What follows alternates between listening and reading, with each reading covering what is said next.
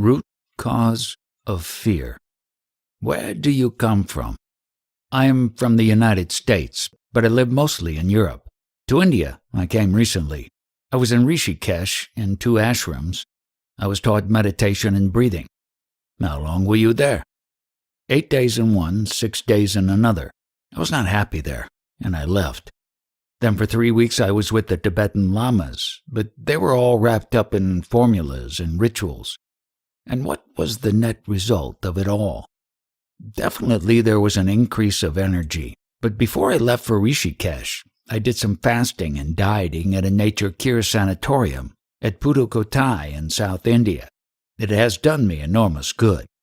Maybe the access of energy was due to better health.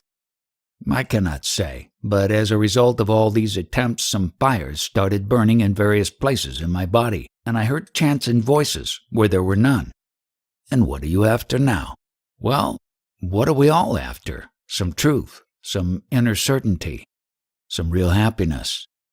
In the various schools of self-realization, there is so much talk of awareness that one ends with the impression that awareness itself is the supreme reality. Is it so? The body is looked after by the brain is illumined by consciousness. Awareness watches over consciousness. Is there anything beyond awareness? How do you know that you are aware? I feel that I am. I cannot express it otherwise. When you follow it up carefully from brain through consciousness to awareness, you find that the sense of duality persists. When you go beyond awareness, there is a state of non-duality, in which there is no cognition, only pure being, which may be as well called non-being, if by being you mean being something in particular. What you call pure being, is it universal being? Being everything? Everything implies a collection of particulars. In pure being, the very idea of the particular is absent. Is there any relationship between pure being and particular being? What relationship can there be between what is and what merely appears to be? Is there any relationship between the ocean and its waves? The real enables the unreal to appear and causes it to disappear. The succession of transient moments creates the illusion of time. But the timeless reality of pure being is not in movement, for all movement requires a motionless background. It is itself the background. Once you have found it in yourself, you know that you had never lost that independent being, independent of all divisions and separations. But don't look for it in consciousness. You will not find it there. Don't look for it anywhere, for nothing contains it. On the contrary, it contains everything and manifests everything. It is like the daylight that makes everything visible while itself remaining invisible. Sir, of what use to me is your telling me that reality cannot be found in consciousness? Where else am I to look for it?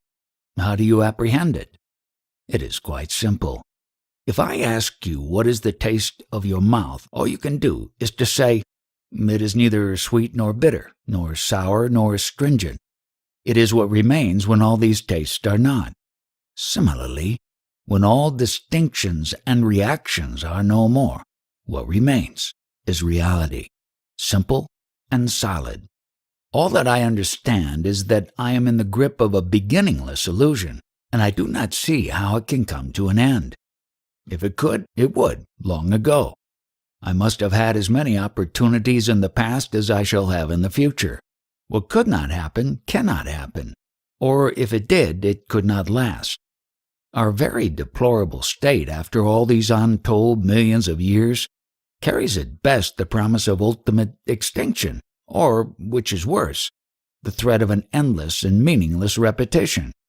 What proof have you that your present state is beginningless and endless? How were you before you were born? How will you be after death? And of your present state, how much do you know? You do not even know what was your condition before you woke up this morning. You only know a little of your present state, and from it you draw conclusions for all times and places. You may be just dreaming and imagining your dream to be eternal. Calling it a dream does not change the situation. I repeat my question. What hope is left, which the eternity behind me could not fulfill? Why should my future be different from my past? In your fevered state, you project a past and a future and take them to be real. In fact, you know only your present moment. Why not investigate what is now, instead of questioning the imaginary past and future? Your present state is neither beginningless nor endless. It is over in a flash. Watch carefully from where it comes and where it goes. You will soon discover the timeless reality behind it. Why have I not done it before? Just as every wave subsides into the ocean, so does every moment return to its source. Realization consists in discovering the source and abiding there. Who discovers? The mind discovers. Does it find the answers? It finds that it is left without questions, that no answers are needed. Being born is a fact, dying is another fact. How do they appear to the witness? A child was born, a man has died. Just events in the course of time. Is there any progress in the witness? Does awareness evolve? What is seen may undergo many changes when the light of awareness is focused on it, but it is the object that changes, not the light. Plants grow in sunlight, but the sun does not grow. By themselves, both the body and the witness are motionless, but when brought together in the mind, both appear to move. Yes, I can see that what moves and changes is the I am only. Is the I am needed at all? Who needs it? It is there, now. It has a beginning. It will have an end. What remains when the I am goes? What does not come and go remains. It is the ever-greedy mind that creates ideas of progress and evolution towards perfection. It disturbs and talks of order, destroys, and seeks security. Is there progress in destiny, in karma? Karma is only a store of unspent energies, of unfulfilled desires and fears not understood. The store is being constantly replenished by new desires and fears. It need not be so forever. Understand the root cause of your fears, estrangement from yourself, and of desires, the longing for the self, and your karma will dissolve like a dream. Between earth and heaven, life goes on. Nothing is affected, only bodies grow and decay. Between the person and the witness, what is the relation? There can be no relation between them because they are one. Don't separate and don't look for relationship. If the seer and the seen are one, how did the separation occur? Fascinated by names and forms which are by their very nature distinct and diverse, you distinguish what is natural and separate what is one.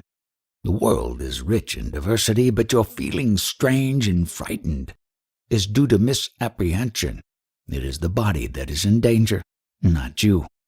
I can see that the basic biological anxiety, the flight instinct, takes many shapes and distorts my thoughts and feelings. But how did this anxiety come into being? It is a mental state caused by the I am the body idea. It can be removed by the contrary idea. I am not the body. Both ideas are false, but one removes the other. Realize that no ideas are your own. They all come to you from outside. You must think it all out for yourself. Become yourself the object of your meditation. The effort to understand yourself is yoga. Be a yogi. Give your life to it. Brood, wonder, search, till you come to the root of air, and to the truth beyond the air. In meditation, who meditates, the person or the witness? Meditation is a deliberate attempt to pierce into the higher states of consciousness and finally go beyond it.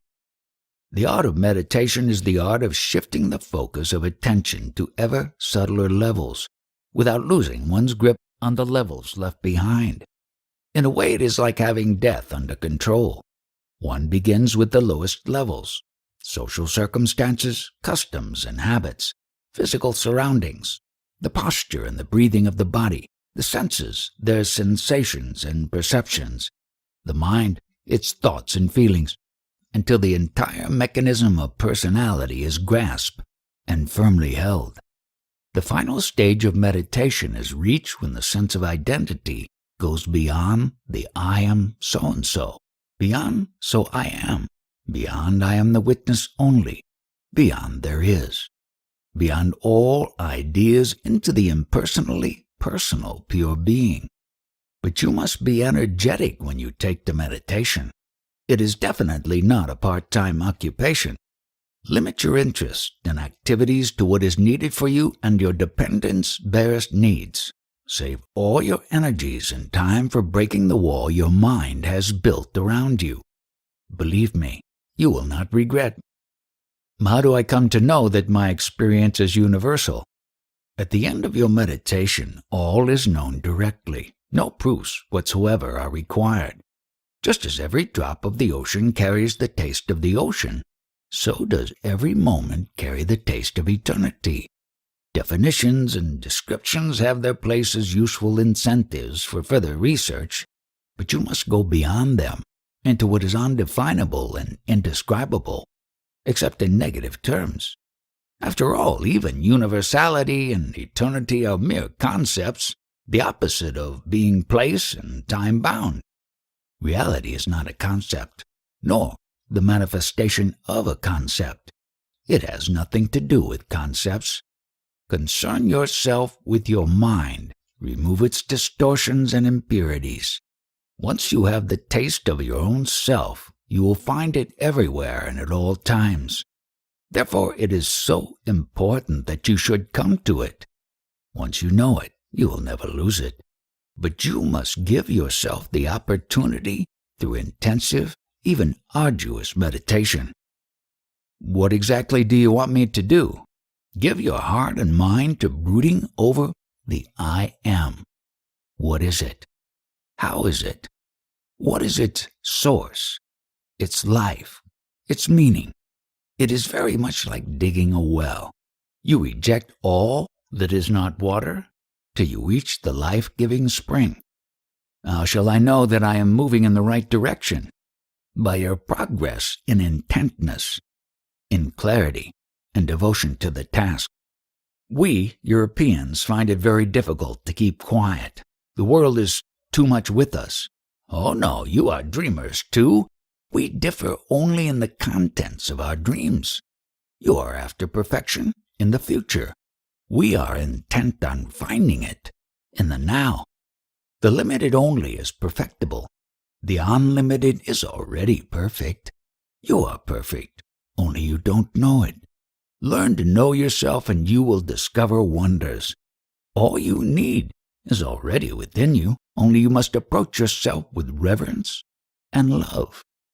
Self-condemnation and self-distrust are grievous errors.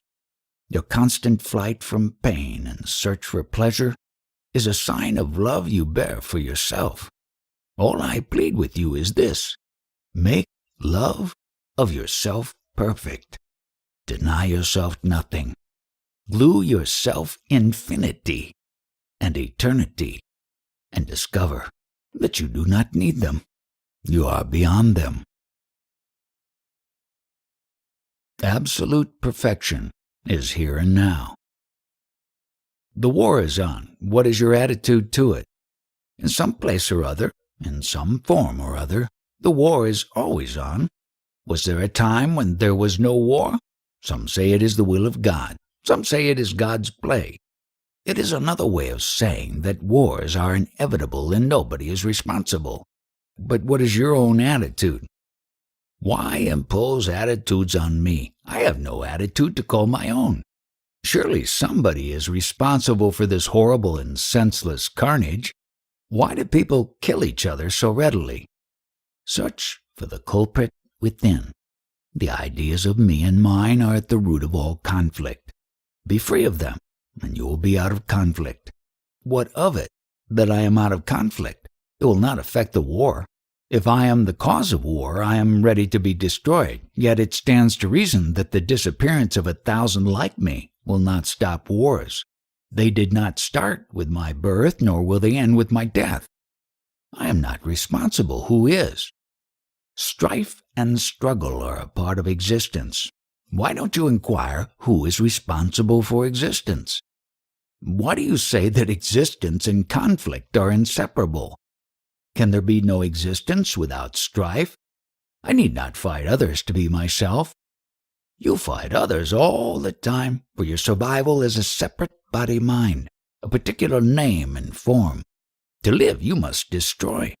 From the moment you were conceived, you started a war with your environment, a merciless war of mutual extermination, until death sets you free. My question remains unanswered. You are merely describing what I know, life and its sorrows. But who is responsible? You do not say. When I press you, you throw the blame on God or karma, or on my own greed and fear, which merely invites further questions. Give me the final answer. The final answer is this: nothing is. All is a momentary appearance in the field of universal consciousness. Continuity as name and form is a mental formation only, easy to dispel. I am asking about the immediate, the transitory, the appearance. Here is a picture of a child killed by soldiers. It is a fact, staring at you. You cannot deny it. Now, who is responsible for the death of the child? Nobody and everybody. The world is what it contains, and each thing affects all others. We all kill the child, and we all die with it. Every event has innumerable causes and produces numberless effects. It is useless to keep accounts. Nothing is traceable. Your people speak of karma and retribution. It is merely a gross approximation. In reality, we are all creators and creatures of each other, causing and bearing each other's burden. So the innocent suffers for the guilty. In our ignorance we are innocent, in our actions we are guilty. We sin without knowing, and suffer without understanding.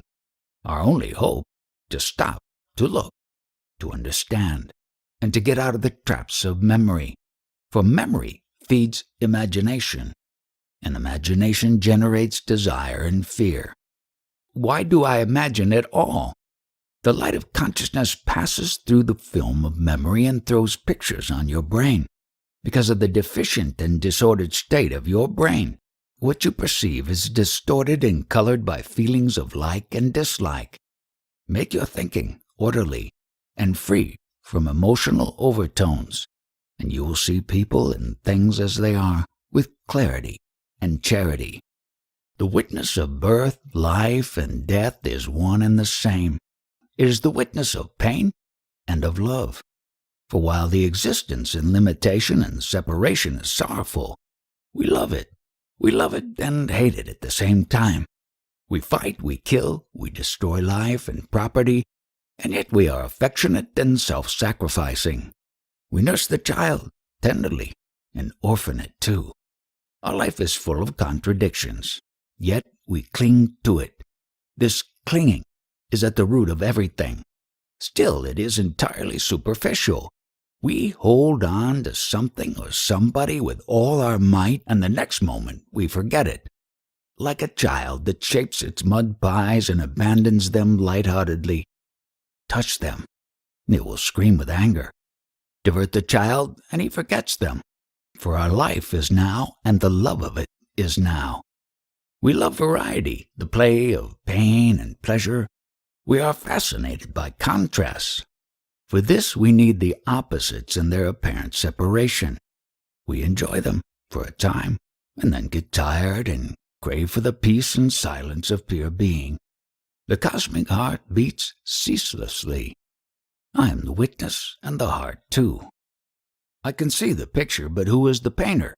Who is responsible for this terrible and yet adorable experience? The painter is in the picture. You separate the painter from the picture and look for him. Don't separate, and don't put false questions. Things are as they are, and nobody in particular is responsible. The idea of personal responsibility comes from the illusion of agencies. Somebody must have done it. Somebody is responsible.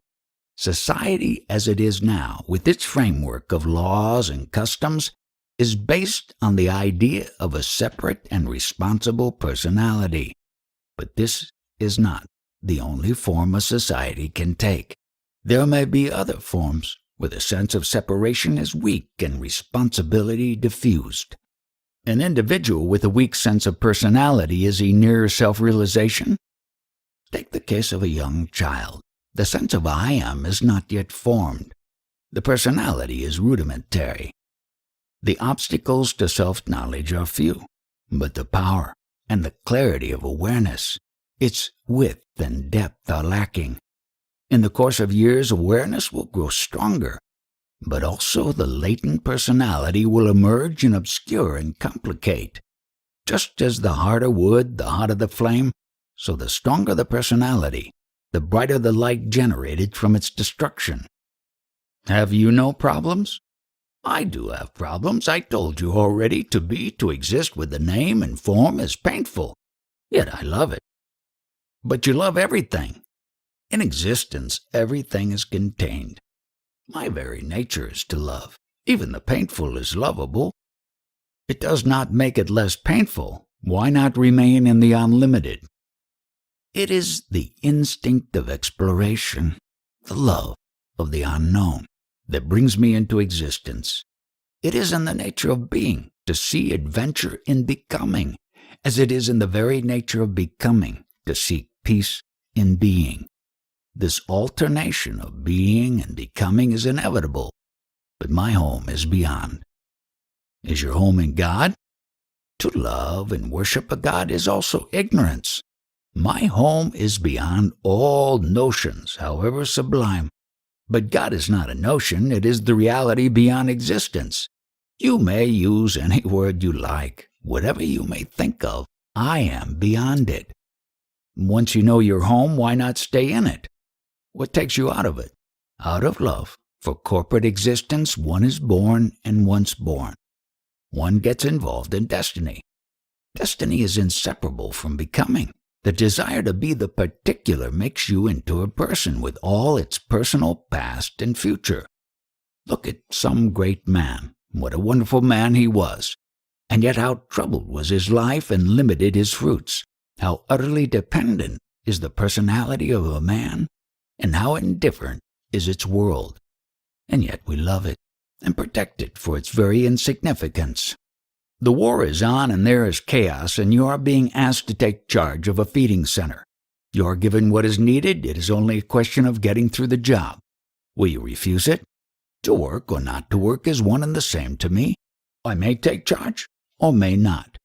There may be others better endowed for such tasks than I am. Professional caterers, for instance. But my attitude is different. I do not look at death as a calamity, as I do not rejoice at the birth of a child. The child is out for trouble, while the dead is out of it. Attachment to life is attachment to sorrow. We love what gives us pain. Such is our nature. For me, the moment of death will be a moment of jubilation, not of fear. I cried when I was born, and I shall die laughing. What is the change in consciousness at the moment of death? What change do you expect? When the film projection ends, all remains the same as when it started. The state before you were born was also the state after death, if you remember. I remember nothing, because you never tried. It is only a question of tuning in the mind. It requires training, of course. Why don't you take part in social work? But I am doing nothing else all the time. And what is the social work you want me to do? Patchwork is not for me. My stand is clear. Produce to distribute. Feed before you eat. Give before you take. Think of others before you think of yourself. Only a selfless society based on sharing can be stable and happy. This is the only practical solution. If you do not want it, fight. It is all a matter of gunas, where tamas and rajas predominate, there must be war. Where sattva rules, there will be peace. Put it whichever way you like, it comes to the same. Society is built on motives. Put goodwill into the foundations and you will not need specialized social workers. The world is getting better. The world had all the time to get better, yet it did not. What hope is there for the future? Of course, there have been and will be periods of harmony and peace when sattva was in ascendance. But things get destroyed by their own perfection. A perfect society is necessarily static, and therefore it stagnates and decays. From the summit, all roads lead downwards. Societies are like people. They are born, they grow to some point of relative perfection, and then they decay and die. Is there not a state of absolute perfection which does not decay? Whatever has a beginning must have an end. In the timeless, all is perfect, here and now. But shall we reach the timeless in due course? In due course we shall come back to the starting point. Time cannot take us out of time, as space cannot take us out of space. All you get by waiting is more waiting. Absolute perfection is here and now, not in some future, near or far. The secret is in action, here and now. It is your behavior that blinds you to yourself. Disregard whatever you think yourself to be and act as if you were absolutely perfect, whatever your idea of perfection may be. All you need is courage. Where do I find such courage? In yourself, of course. Look within. Your grace will help. My grace is telling you now. Look within. All you need, you have. Use it. Behave as best you know. Do what you think you should. Don't be afraid of mistakes. You can always correct them. Only intentions matter. The shape things take is not within your power. The motives of your actions are. How can action, born from imperfection, lead to perfection? Action does not lead to perfection. Perfection is expressed in action. As long as you judge yourself by your expressions, give them utmost attention. When you realize your own being, your behavior will be perfect, spontaneously. If I am timelessly perfect, then why was I born at all? What is the purpose of life? It is like asking, what does it profit gold to be made into an ornament? The ornament gets the color and the beauty of gold. Gold is not enriched. Similarly, reality expressed in action makes the action meaningful and beautiful. What does the real gain through its expressions? What can it gain? Nothing whatsoever. But it is in the nature of love to express itself, to affirm itself, to overcome difficulties. Once you have understood that the world is love in action, you will look at it quite differently. But first your attitude to suffering must change. Suffering is primarily a call for attention, which itself is a movement of love. More than happiness, love wants growth, the widening and deepening of consciousness and being. Whatever prevents becomes a cause of pain, and love does not shirk from pain. Sattva, the energy that works for righteousness and orderly development, must not be thwarted. When obstructed, it turns against itself and becomes destructive.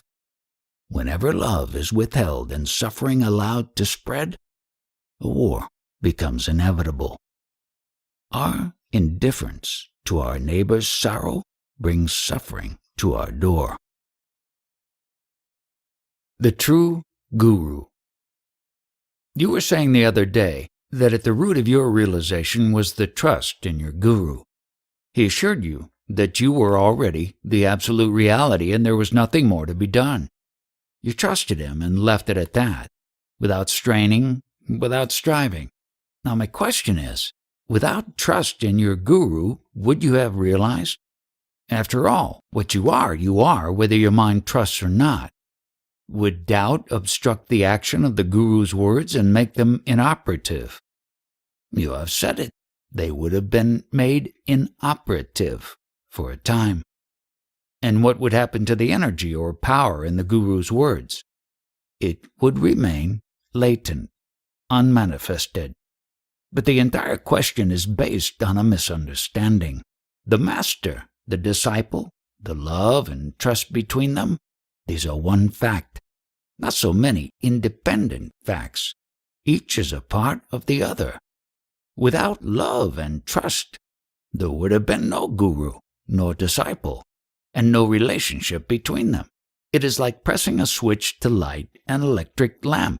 It is because the lamp, the wiring, the switch, the transformer, the transmission lines, and the powerhouse form a single whole that you get the light. Any one factor missing and there would be no light. You must not separate the inseparable. Words do not create facts. They either describe them or distort. The fact is always nonverbal. I still do not understand, can the Guru's words remain unfulfilled, or will it invariably prove true?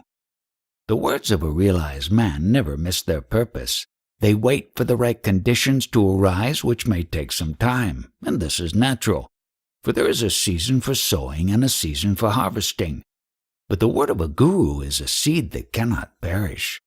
Of course, the guru must be a real one, who is beyond the body and the mind, beyond consciousness itself, beyond space and time, beyond duality and unity, beyond understanding and description. The good people who have read a lot and have a lot to say, they teach you many useful things. But they are not the real gurus whose words invariably come true. They also may tell you that you are the ultimate reality itself, but what of it? Nevertheless, if for some reason I happen to trust them and obey, shall I be the loser? If you are able to trust and obey, you will soon find your real guru, or rather, he will find you. Does every knower of the self become a guru, or can one be a knower of reality without being able to take others to it? If you know what you teach, you can teach what you know. Here, seership and teachership are one, but the absolute reality is beyond both. The self-styled gurus talk of ripeness and effort, of merits and achievements, of destiny and grace. All these are mere mental formations, projections of an addicted mind. Instead of helping, they obstruct. How can I make out whom to follow and whom to mistrust? Mistrust all until you are convinced. The true guru will never humiliate you, nor will he estrange you from yourself. He will constantly bring you back to the fact of your inherent perfection and encourage you to seek within. He knows you need nothing, not even him, and is never tired of reminding you. But the self-appointed guru is more concerned with himself than with his disciples. You said that reality is beyond the knowledge and the teaching of the real. Is not the knowledge of reality the supreme itself and teaching the proof of its attainment? The knowledge of the real or the self is a state of mind. Teaching another is a movement in duality. They concern the mind only. Sattva is a guna, all the same. What is real then? He who knows the mind as non-realized and realized, who knows ignorance and knowledge as states of mind. He is the real. When you are given diamonds mixed with gravel, you may either miss the diamonds or find them. It is the seeing that matters. Where is the greatness of the gravel and the beauty of the diamond? Without the power to see. The known is but a shape, and knowledge is but a name. The knower is but a state of mind. The real is beyond. Surely objective knowledge and ideas of things and self-knowledge are not one and the same thing. One needs a brain, the other does not. For the purpose of discussion, you can arrange words and give them meaning, but the fact remains that all knowledge is a form of ignorance. The most accurate map is yet only paper. All knowledge is in memory. It is only recognition, while reality is beyond the duality of the knower and the known. Then by what is reality known? How misleading is your language! You assume unconsciously that reality also is approachable through knowledge, and then you will bring in a knower of reality beyond reality. Do understand that to be, reality need not be known. Ignorance and knowledge are in the mind, not in the real. If there is no such thing as the knowledge of the real, how do I reach it? You need not reach out for what is already with you. Your very reaching out makes you miss it.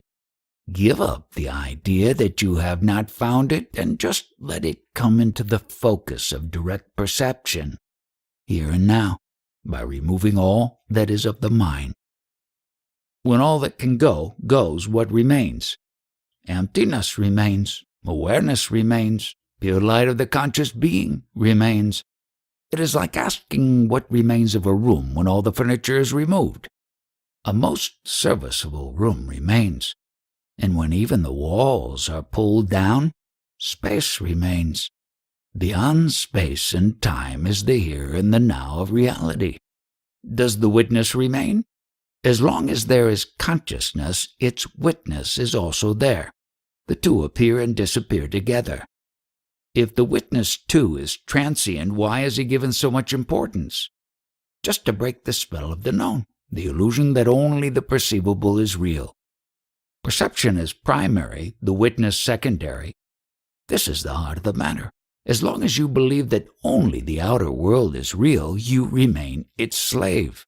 To become free, your attention must be drawn to the I am, the witness. Of course, the knower and the known are one, not two. But to break the spell of the knower must be brought to the forefront. Neither is primary. Both are reflections in memory of the ineffable experience, ever new and ever now, untranslatable, quicker than the mind. Sir, I am a humble seeker, wandering from guru to guru in search of release. My mind is sick, burning with desire, frozen with fear. My days flit by, red with pain, gray with boredom. My age is advancing, my health is decaying, my future dark and frightening. At this rate, I shall live in sorrow and die in despair. Is there any hope for me, or have I come too late? Nothing is wrong with you, but the ideas you have of yourself are altogether wrong. It is not you who desires, fears, and suffers. It is the person built on the foundation of your body by circumstances and influences. You are not that person. This must be clearly established in your mind and never lost sight of. Normally it needs a prolonged sadhana, years of austerities and meditation. My mind is weak and vacillating. I have neither the strength nor the tenacity for sadhana. My case is hopeless. In a way, yours is a most hopeful case. There is an alternative to sadhana, which is trust. If you cannot have the conviction born from fruitful search, then take advantage of my discovery, which I am so eager to share with you. I can see with the utmost clarity that you have never been nor are, nor will be estranged from reality, that you are the fullness of perfection here and now, and that nothing can deprive you of your heritage, of what you are. You are in no way different from me, only you do not know it. You do not know what you are, and therefore you imagine yourself to be what you are not. Hence desires and fears and overwhelming despair and meaningless activity in order to escape. Just trust me and live by trusting me. I shall not mislead you. You are the supreme reality beyond the world and its creator, beyond consciousness and its witness, beyond all assertions and denials. Remember it, think of it, act on it. Abandon all sense of separation. See yourself in all and act accordingly. With action, bliss will come, and with bliss, conviction. After all, you doubt yourself because you are in sorrow. Happiness, natural, spontaneous, and lasting, cannot be imagined. It is there, or it is not. Once you begin to experience the peace, love, and happiness which need no outer causes, all your doubts will dissolve. Just catch hold of what I have told you and live by it. You are telling me to live by memory? You are living by memory anyhow. I am merely asking you to replace the old memories by the memory of what I have told you. As you are acting on your old memories, act on the new one. Don't be afraid. For some time there is bound to be a conflict between the old and the new, but if you put yourself resolutely on the side of the new, the strife will soon come to an end, and you will realize the effortless state of being oneself, of not being deceived by desires and fears born of illusion. Many gurus have the habit of giving tokens of their grace, their headcloth or their sticks, or a begging bowl or robe, thus transmitting or confirming the self-realization of their disciples. I can see no value in such practices. It is not self-realization that is transmitted, but self-importance. Of what earthly use is being told something very flattering but not true? On one hand, you are warning me against the many self-styled gurus. On the other, you want me to trust you. Why do you claim to be an exception? I do not ask you to trust me. Trust my words and remember them. I want your happiness, not mine. Distrust those who put a distance between you and your true being and offer themselves as a go-between. I do nothing of the kind. I do not even make any promises. I merely say, if you trust my words and put them to test, you will for yourself discover how absolutely true they are. If you ask for proof before you venture, I can only say, I am the proof. I did trust my teacher's words and kept them in my mind, and I did find that he was right, that I was, am, and shall be, the infinite reality, embracing all, transcending all. As you say, you have neither the time nor the energy for lengthy practices. I offer you an alternative. Accept my words on trust and live anew, or live and die in sorrow. It seems too good to be true. Don't be misled by the simplicity of the advice. Very few are those who have the courage to trust the innocent and the simple, to know that you are a prisoner of your mind, that you live in an imaginary world of your own creation is the dawn of wisdom. To want nothing of it, to be ready to abandon it entirely, is earnestness. Only such earnestness, born of true despair, will make you trust me. Have I not suffered enough? Suffering has made you dull, unable to see its enormity.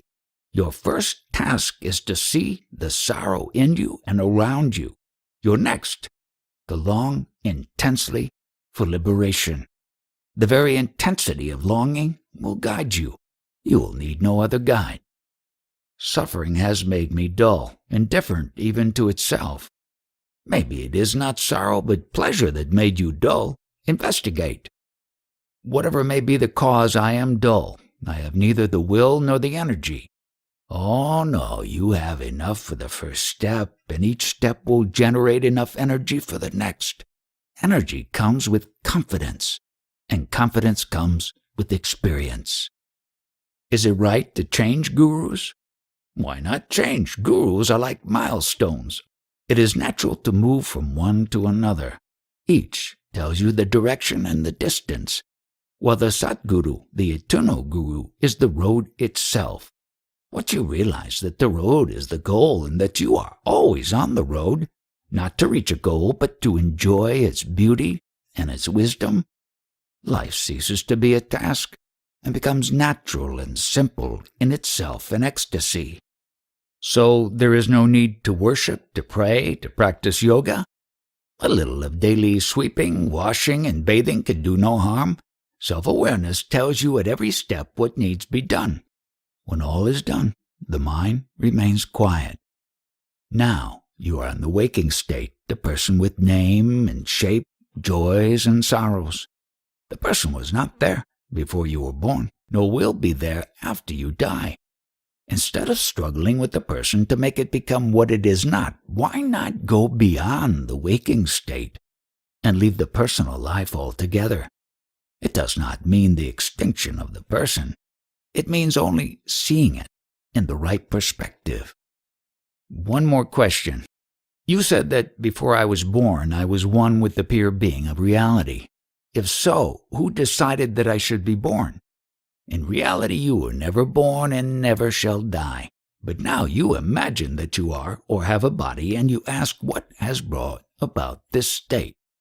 Within the limits of illusion, the answer is desire born from memory attracts you to a body and makes you think as one with it. But this is true only from the relative point of view. In fact, there is no body nor a world to contain it. There is only a mental condition, a dreamlike state, easy to dispel by questioning its reality. After you die, will you come again? If I live long enough, will I meet you again? 2. The body is real. To me, there is none. I, as you see me, exist in your imagination only. Surely you will see me again if and when you need me. It does not affect me, as the sun is not affected by sunrises and sunsets, because it is not affected. It is certain to be there when needed. You are bent on knowledge. I am not. I do not have that sense of insecurity that makes you crave to know. I am curious, like a child is curious, but there is no anxiety to make me seek refuge in knowledge. Therefore, I am not concerned whether I shall be reborn or how long will the world last. These are questions born of fear. Your goal is your guru. You are telling us that there are many self-styled gurus, but a real guru is very rare. There are many jnani who imagine themselves realized, but all they have is book knowledge and a high opinion of themselves. Sometimes they impress, even fascinate, attract disciples, and make them waste their time in useless practices. After some years, when the disciple takes stock of himself, he finds no change. When he complains to his teacher, he gets the usual rebuke that he did not try hard enough. The blame is on the lack of faith and love in the heart of the disciple, while in reality the blame is on the guru, who had no business in accepting disciples and raising their hopes. How to protect oneself from such gurus? Why be so concerned with others? Whoever may be the guru, if he is pure of heart and acts in good faith, he will do his disciples no harm. If there is no progress, the fault lies with the disciples, their laziness and lack of self-control. On the other hand, if the disciple is earnest and applies himself intelligently and with zest to his sadhana, he is bound to meet a more qualified teacher who will take him further.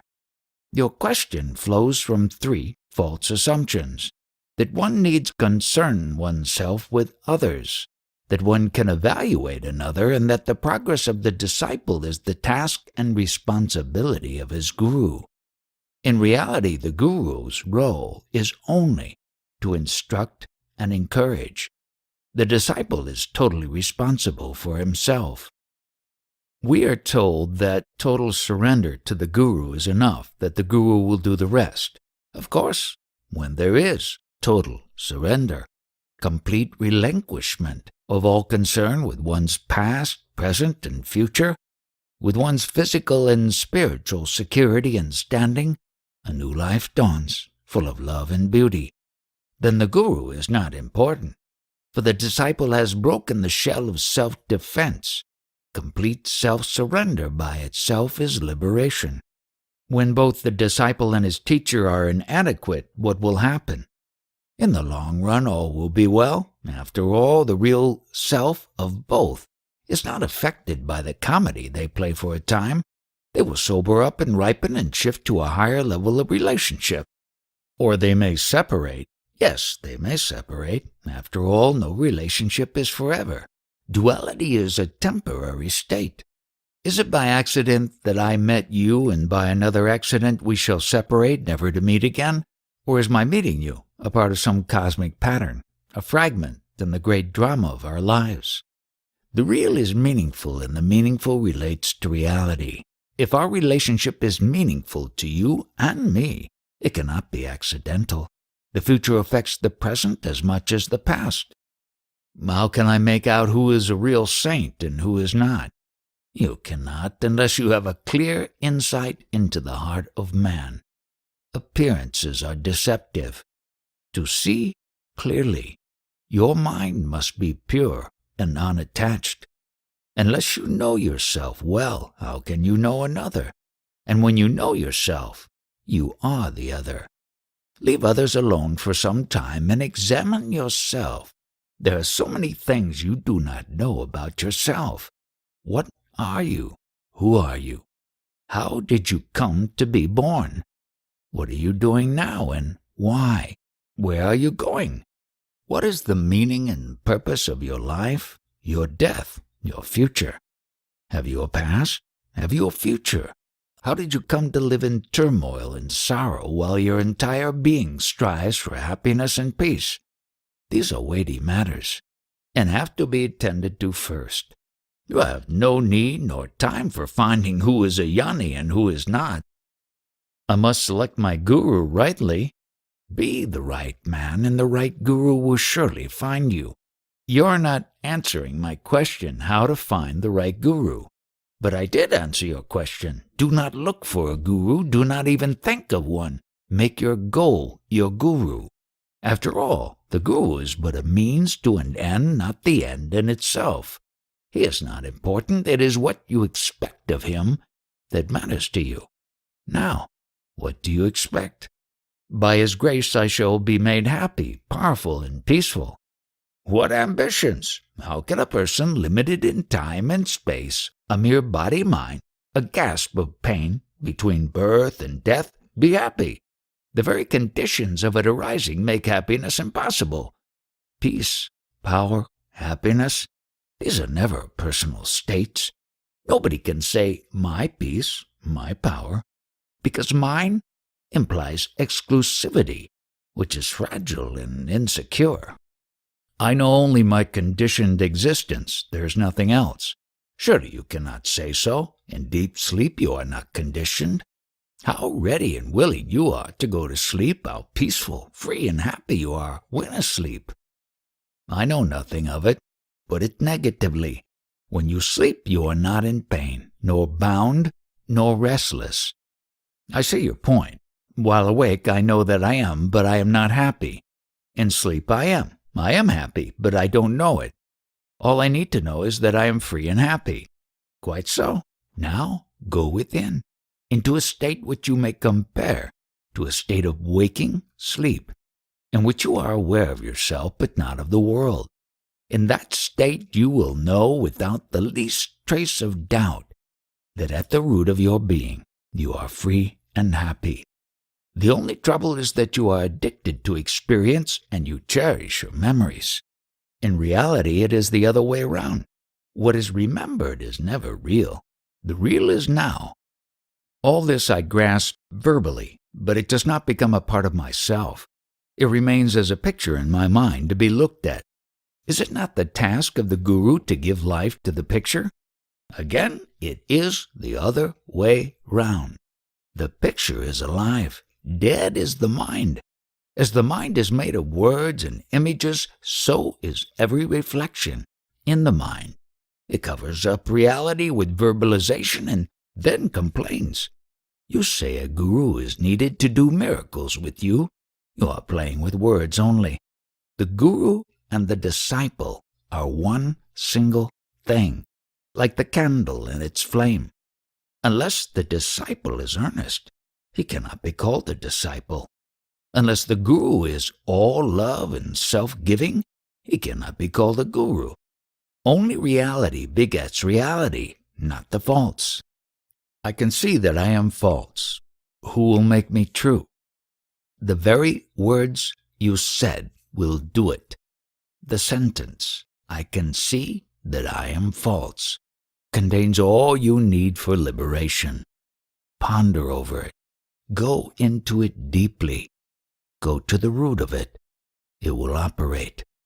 The power is in the word, not in the person. I do not grasp you fully. On one hand, you say a guru is needed. On the other, the guru can only give advice, but the effort is mine. Please state clearly, can one realize the self without a guru, or is the finding of a true guru essential? More essential is the finding of a true disciple. Believe me, a true disciple is very rare, for in no time he goes beyond the need for a guru by finding his own self. Don't waste your time on trying to make out whether the advice you get flows from knowledge only or from valid experience. Just follow it faithfully. Life will bring you another guru, if another one is needed, or deprive you of all outer guidance and leave you to your own lights. It is very important to understand that it is the teaching that matters, not the person nor the guru. You get a letter that makes you laugh or cry. It is not the postman who does it. The guru only tells you the good news about your real self and shows you the way back to it. In a way, the guru is its messenger. There will be many messengers, but the message is one. Be what you are. Or you can put it differently. Until you realize yourself, you cannot know who is your real guru. When you realize, you will find that all the gurus you had have contributed to your awakening. Your realization is the proof that your guru was real. Therefore, take him as he is. Do what he tells you, with earnestness and zeal, and trust your heart to warn you if anything goes wrong. If doubt sets in, don't fight it. Cling to what is doubtless, and leave the doubtful alone. I have a guru, and I love him very much, but whether he is my true guru, I know not. Watch yourself. If you see yourself changing, growing, it means you have found the right man. He may be beautiful, ugly, pleasant or unpleasant, flattering you or scolding. Nothing matters except the one crucial fact of inward growth. If you don't, well, he may be your friend, but not your guru. When I meet a European with some education and talk to him about a guru and his teachings, his reaction is, the man must be mad to teach such nonsense. What am I to tell him? Take him to himself. Show him how little he knows himself, how he takes the most absurd statements about himself for holy truth. He is told that he is the body, was born, will die, has parents, duties, learns to like what others like and fear what others fear. Totally a creature of heredity and society. He lives by memory and acts by habits. Ignorant of himself and his true interests, he pursues false aims and is always frustrated. His life and death are meaningless and painful, and there seems to be no way out. Then tell him there is a way out within his easy reach, not a conversion to another set of ideas, but a liberation from all ideas and patterns of living. Don't tell him about gurus and disciples. This way of thinking is not for him. His is an inner path. He is moved by an inner urge and guided by an inner light. Invite him to rebel, and he will respond. Do not try to impress on him that so-and-so is a realized man and can be accepted as a guru. As long as he does not trust himself, he cannot trust another, and confidence will come with experience. How strange! I cannot imagine life without a guru. It is a matter of temperament. You too are right. For you, singing and the praises of God is enough. You need not desire realization or take up a sadhana. God's name is all the food you need. Live on it. This constant repetition of a few words, is it not a kind of madness? It is madness, but it is deliberate madness. All repetitiveness is tamas, but repeating the name of God is sattva tamas, due to its high purpose.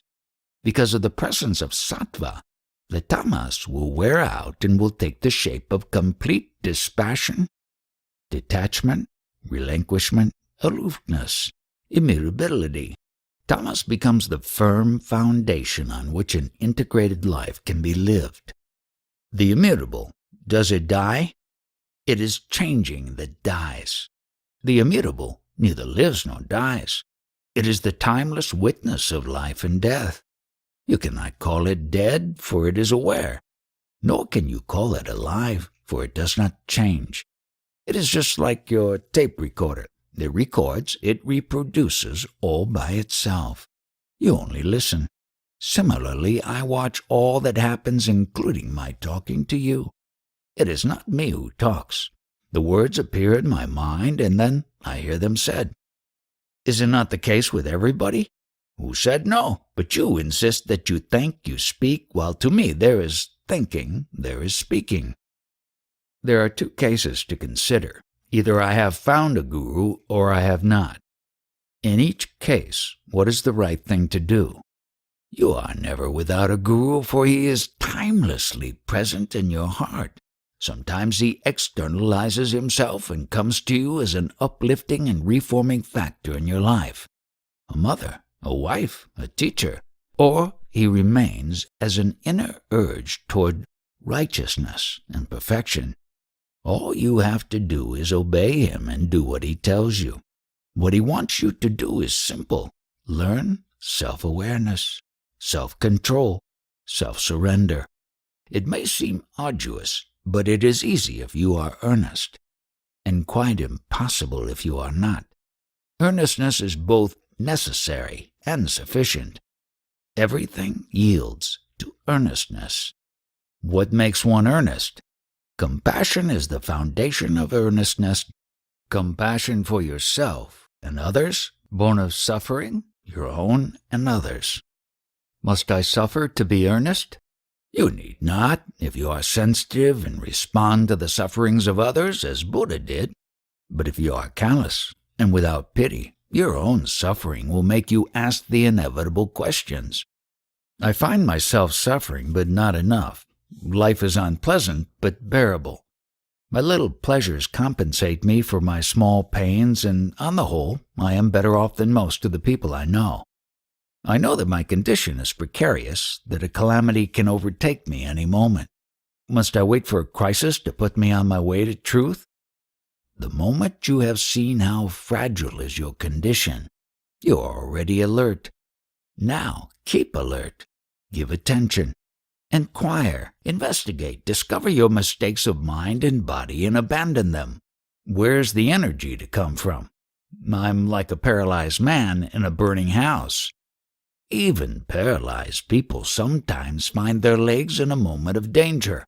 But you are not paralyzed, you merely imagine so. Make the first step, and you will be on your way. I feel my hold on the body is so strong that I just cannot give up the idea that I am the body. It will cling to me as long as the body lasts. There are people who maintain that no realization is possible while alive, and I feel inclined to agree with them. Before you agree or disagree, why not investigate the very idea of a body? Does the mind appear in the body, or the body in the mind? Surely there must be a mind to conceive the I am the body idea. A body without a mind cannot be my body. My body is invariably absent when the mind is in abeyance. It is also absent when the mind is deeply engaged in thoughts and feelings. Once you realize that the body depends on the mind, and the mind on consciousness, and consciousness on awareness, and not the other way around, your question about waiting for self-realization till you die is answered. It is not that you must be free from I am the body idea first, and then realize the self. It is definitely the other way around. You cling to the false, because you do not know the true. Earnestness, not perfection, is a precondition to self-realization. Virtues and powers come with realization, not before. I am the foundation of all experience. I hear you making statements about yourself like, I am timeless, immutable, beyond all attributes, etc. How do you know these things, and what makes you say them? I am only trying to describe the state before the I am arose, but the state itself, being beyond the mind and language, is indescribable. The I am is the foundation of all experience. What you are trying to describe must also be an experience, limited and transitory. You speak of yourself as immutable. I hear the sound of the word, I remember its dictionary meaning, but the experience of being immutable I do not have. How can I break through the barrier and know personally, intimately, what it means to be immutable? The word itself is the bridge. Remember it, think of it, explore it, go round it, look at it from all directions. Dive into it with earnest perseverance. Endure all delays and disappointments till suddenly the mind turns round, away from the word, towards the reality beyond the word. It is like trying to find a person knowing his name only. The day comes when your inquiries bring you to him, and the name becomes reality. Words are valuable, for between the word and its meaning, there is a link, and if one investigates the word assiduously, one crosses beyond the concept into the experience at the root of it. As a matter of fact, such repeated attempts to go beyond the words is called meditation. Sadhana is but a persistent attempt to cross over from the verbal to the nonverbal. The task seems hopeless until suddenly all becomes clear and simple and so wonderfully easy. But as long as you are interested in your present way of living, you will shirk from the final leap into the unknown. Why should the unknown interest me? Of what use is the unknown? Of no use whatsoever. But it is worthwhile to know what keeps you within the narrow confines of the known. It is the full and correct knowledge of the known that takes you to the unknown. You cannot think of it in terms of uses and advantages. To be quite detached beyond the reach of all self-concern, all selfish consideration, is an inescapable condition of liberation. You may call it death. To me it is living at its most meaningful and intense. For I am one with life in its totality and fullness, intensity, meaningfulness, harmony. What more do you want? Nothing more is needed, of course, but you are talking of the knowable. Of the unknowable only silence talks. The mind can talk only of what it knows. If you diligently investigate the knowable, it dissolves and only the unknowable remains.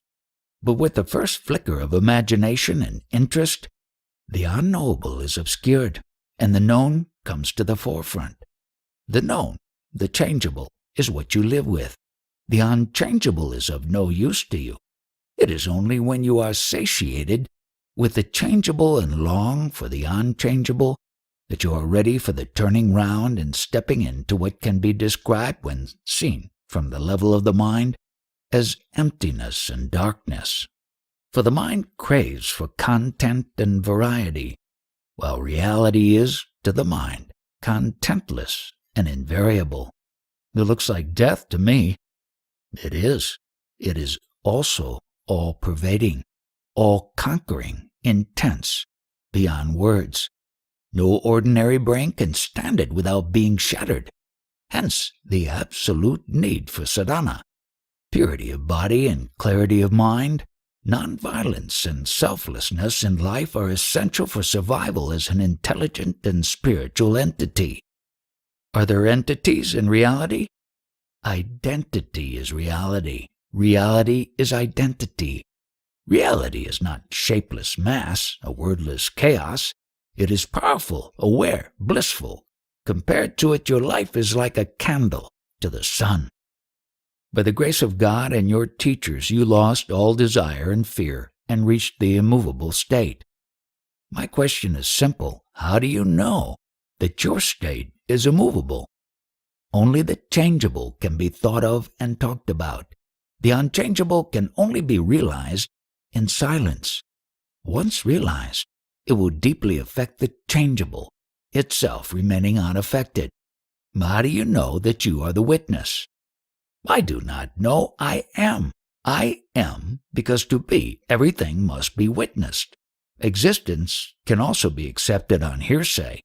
Still, finally you come to the need of a direct witness.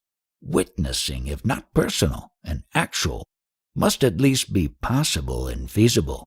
Direct experience is the final proof. Experience may be faulty and misleading, quite, but not the fact of an experience. Whatever may be the experience, true or false, the fact of an experience taking place cannot be denied. It is its own proof. Watch yourself closely, and you will see that whatever be the content of consciousness, the witnessing of it does not depend on the content.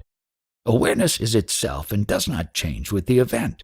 The event may be pleasant or unpleasant, minor or important. Awareness is the same. Take note of the peculiar nature of pure awareness, its natural self-identity, without the least trace of self-consciousness, and go to the root of it, and you will soon realize that awareness is your true nature, and nothing you may be aware of you can call your own. Is not consciousness and its content one and the same? Consciousness is like a cloud in the sky, and the water drops are the content. The cloud needs the sun to become visible, and consciousness needs being, focus, and awareness. Is not awareness a form of consciousness? When the content is viewed without likes and dislikes, the consciousness of it is awareness. But still there is a difference between awareness as reflected in consciousness and pure awareness beyond consciousness. Reflected awareness, the sense I am aware, is the witness, while pure awareness is the essence of reality. Reflection of the sun and a drop of water is the reflection of the sun, no doubt, but not the sun itself. Between awareness reflected in consciousness as the witness and pure awareness, there is a gap which the mind cannot cross. Does it not depend on the way you look at it? The mind says there is a difference. The heart says there is none. Of course there is no difference. The real sees the real in the unreal. It is the mind that creates the unreal, and it is the mind that sees the false as false. I understood that the experience of the real follows seeing the false as false. There is no such thing as the experience of the real. The real is beyond experience. All experience is in the mind. You know the real by being real. If the real is beyond words and mind, why do we talk so much about it? For the joy of it, of course. The real is bliss supreme. Even to talk of it is happiness. I hear you talking of the unshakable and blissful. What is in your mind when you use these words? There is nothing in my mind. As you hear the words, so do I hear them. The power that makes everything happen makes them also happen. But you are speaking, not me. That is how it appears to you. As I see it, two body minds exchange symbolic noises. In reality, nothing happens. Listen, sir. I am coming to you because I am in trouble. I am a poor soul lost in a world I do not understand. I'm afraid of Mother Nature, who wants me to grow, procreate, and die. When I ask for the meaning and purpose of all this, she does not answer. I have come to you because I was told that you are kind and wise. You talk about the changeable as false and transient, and this I can understand. But when you talk of the immutable, I feel lost. Not this, not that, beyond knowledge, of no use. Why talk of it all? Does it exist, or is it a concept only, a verbal opposite to the changeable? It is. It alone is. But in your present state, it is of no use to you. Just like the glass of water near your bed is of no use to you when you dream that you are dying of thirst in a desert. I am trying to wake you up, whatever your dream. Please don't tell me that I am dreaming and that I will soon wake up. I wish it were so. But I am awake and in pain. You talk of a painless state, but you add that I cannot have it in my present condition. I feel lost. Don't feel lost. I only say that to find the immutable and blissful, you must give up your hold on the mutable and painful. You are concerned with your own happiness, and I am telling you that there is no such thing. Happiness is never your own. It is where the I is not. I do not say it is beyond your reach. You have only to reach out beyond yourself, and you will find it. If I have to go beyond myself, why did I get the I am idea in the first instance? The mind needs a center to draw a circle. The circle may grow bigger, and with every increase there will be a change in the sense I am. A man who took himself in hand, a yogi, will draw a spiral, yet the center will remain, however vast the spiral. A day comes when the entire enterprise is seen as false and given up. The central point is no more, and the universe becomes the center. Yes, maybe, but what am I to do now? Assiduously watch your ever-changing life. Probe deeply into the motives beyond your actions, and you will soon prick the bubble in which you are enclosed. A chick needs the shell to grow, but a day comes when the shell must be broken. If it is not, there will be suffering and death. Do you mean to say that if I do not take to yoga, I am doomed to extinction? There is the guru who will come to your rescue. In the meantime, be satisfied with watching the flow of your life. If your watchfulness is deep and steady, ever turn towards the source. It will gradually move upstream till suddenly it becomes the source. Put your awareness to work, not your mind. The mind is not the right instrument for this task. The timeless can be reached only by the timeless. Your body and mind are both subject to time. Only awareness is timeless, even in the now. In awareness you are facing facts, and reality is fond of facts. You rely entirely on my awareness to take me over and not on the Guru and God? God gives the body and the mind, and the Guru shows the way to use them. But returning to the source is your own task. God has created me, he will look after me.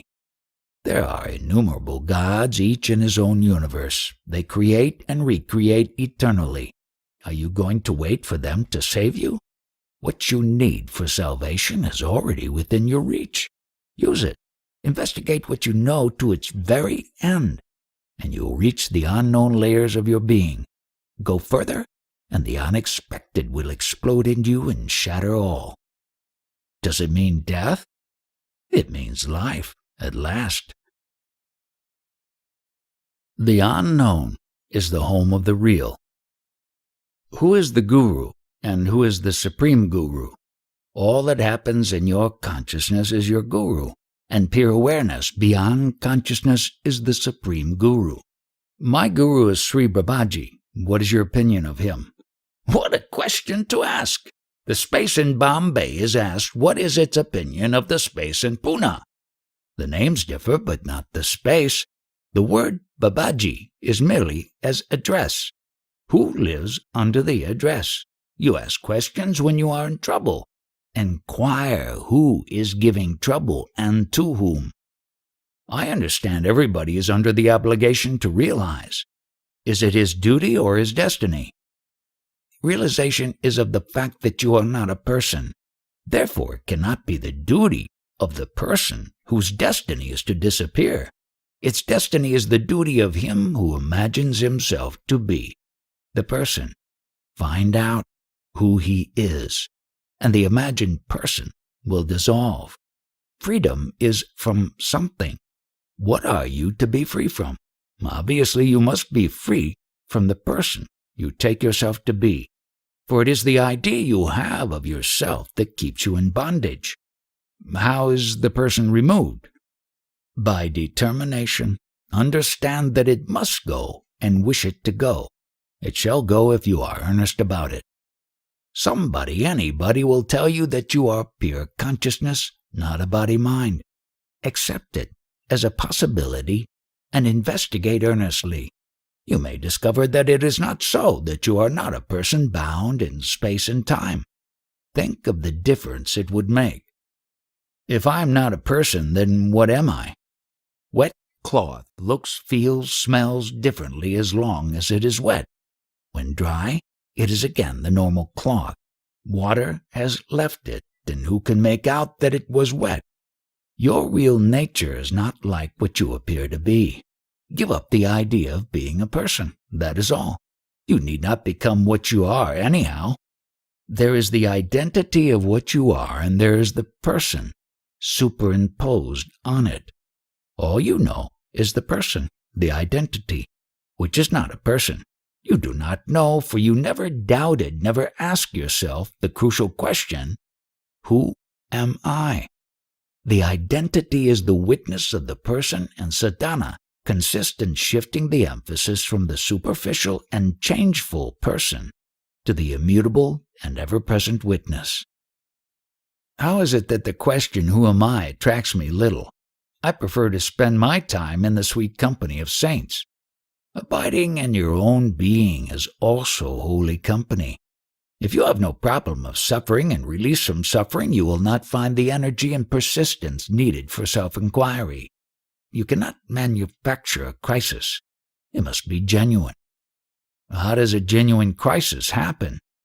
It happens every moment, but you are not alert enough. A shadow on your neighbor's face. The immense and all-pervading sorrow of existence is a constant factor in your life, but you refuse to take notice. You suffer and see others suffer, but you don't respond. What you say is true, but what can I do about it? Such indeed is the situation. My helplessness and dullness are a part of it. Good enough. Look at yourself steadily. It is enough. The door that locks you in is also the door that lets you out. The I am is the door. Stay at it until it opens. As a matter of fact, it is open, only you are not at it. You are waiting at the non-existent painted doors which will never open.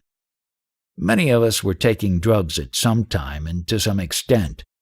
People told us to take drugs in order to break through into higher levels of consciousness. Others advised us to have abundant sex for the same purpose. What is your opinion in the matter? No doubt a drug that can affect your brain can also affect your mind and give you all the strange experiences promised. But what are all the drugs compared to the drug that gave you this most unusual experience of being born and living in sorrow and fear in search of happiness, which does not come or does not last? You should inquire into the nature of this drug and find an antidote. Birth, life, death, they are one. Find out what has caused them. Before you were born, you were already drugged. What kind of drug was it?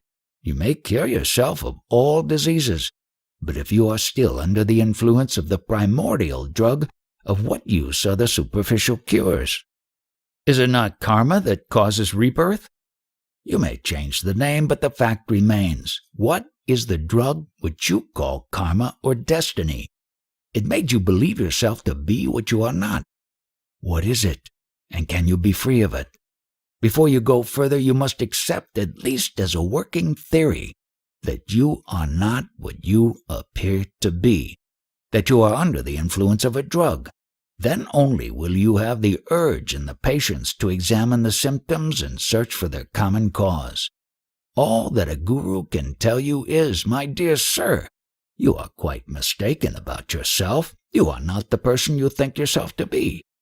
Trust nobody, not even yourself. Search, find out, remove, and reject every assumption till you reach the living waters and the rock of truth. Until you are free of the drug, all your religions and sciences, prayers and yogas are of no use to you, for based on a mistake they strengthen it. But if you stay with the idea that you are not the body nor the mind, not even their witness, but altogether beyond, your mind will grow in clarity, your desires in purity, your actions in charity, and that inner distillation will take you to another world, a world of truth and fearless love. Resist your old habits of feeling and thinking. Keep on telling yourself, no, not so, it cannot be so. I am not like this, I do not need it, I do not want it. And a day will surely come when the entire structure of air and despair will collapse and the ground will be free for a new life. After all, you must remember that all your preoccupations with yourself are only in your waking hours, and partly in your dreams. In sleep, all is put aside and forgotten.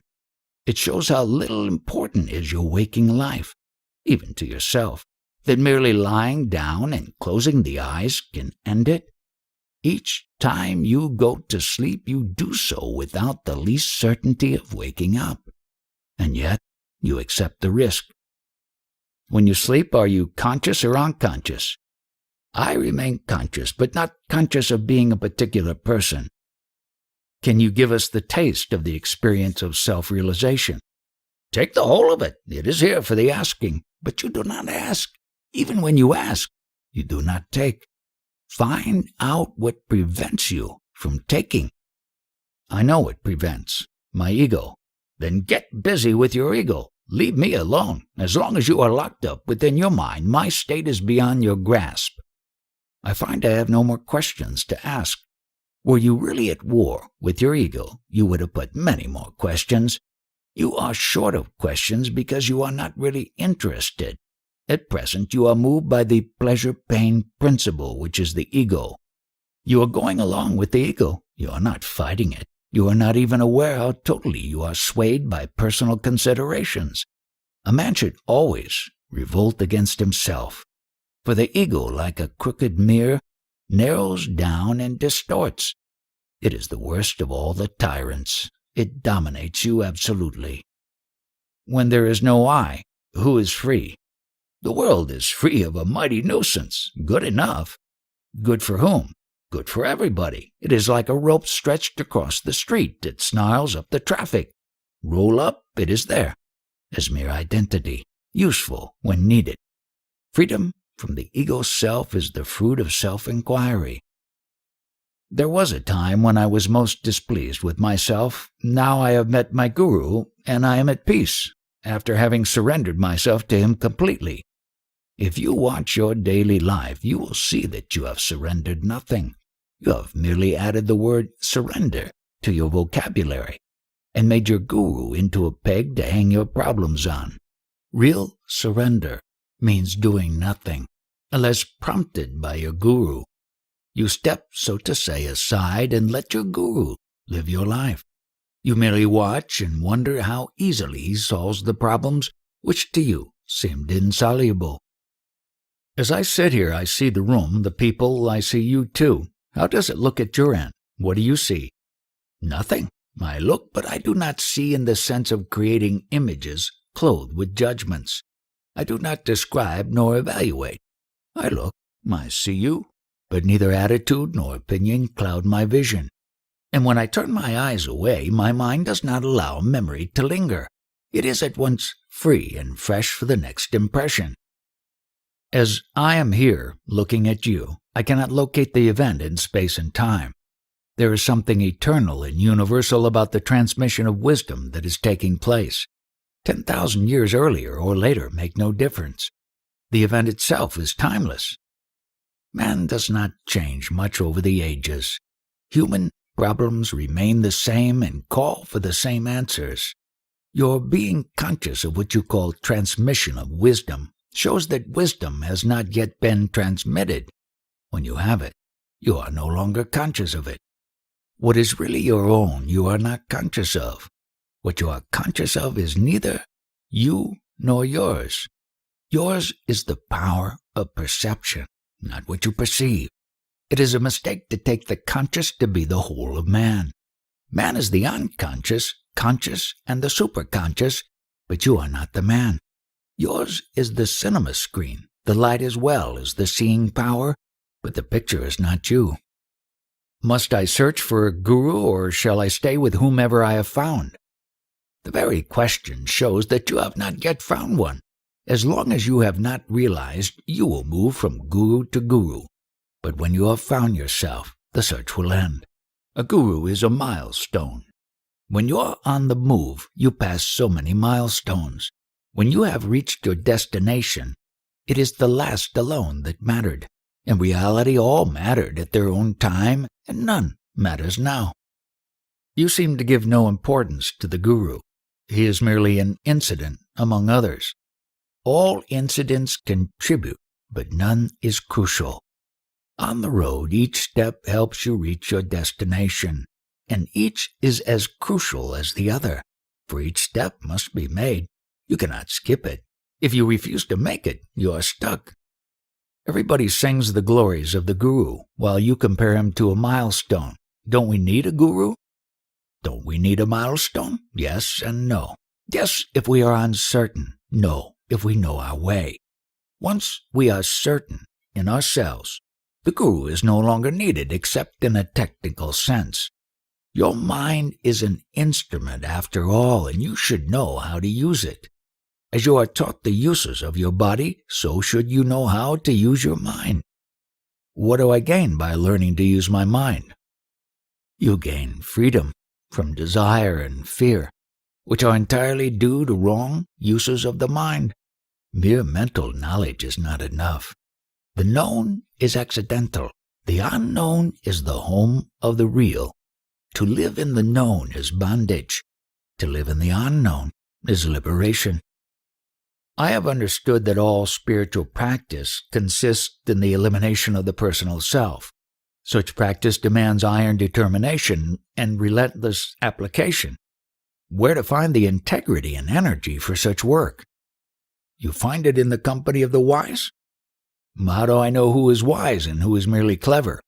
If your motives are pure, if you seek truth and nothing else, you will find the right people. Finding them is easy. What is difficult is to trust them and take full advantage of their advice and guidance. Is the waking state more important for spiritual practice than sleep? On the whole, we attach too much importance to the waking state. Without sleep, the waking state would be impossible. Without sleep, one goes mad or dies. Why attach so much importance to waking consciousness, which is obviously dependent on the unconscious? Not only the conscious, but the unconscious as well, should be taken care of in our spiritual practice. How does one attend to the unconscious? Keep the I am in the focus of awareness. Remember that you are. Watch yourself ceaselessly, and the unconscious will flow into the conscious without any special effort on your part. Wrong desires and fears, false ideas, social inhibitions are blocking and preventing its free interplay with the conscious. Once free to mingle, the two become one, and the one becomes all. The person merges into the witness into awareness, awareness into pure being. Yet identity is not lost, only its limitations are lost. It is transfigured and becomes the real self, the Sadguru, the eternal friend and guide. You cannot approach it in worship. No external activity can reach the inner self. Worship and prayers remain on the surface only. To go deeper, meditation is essential. The striving to go beyond the states of sleep, dream, and waking. In the beginning, the attempts are irregular. Then they recur more often, become regular, then continuous and intense until all obstacles are conquered. Obstacles to what? To self-forgetting. If worship and prayers are ineffectual, why do you worship daily with songs and music, the image of your guru? Those who want it, do it. I see no purpose in interfering. But you take part in it. Yes, it appears so. But why be so concerned with me?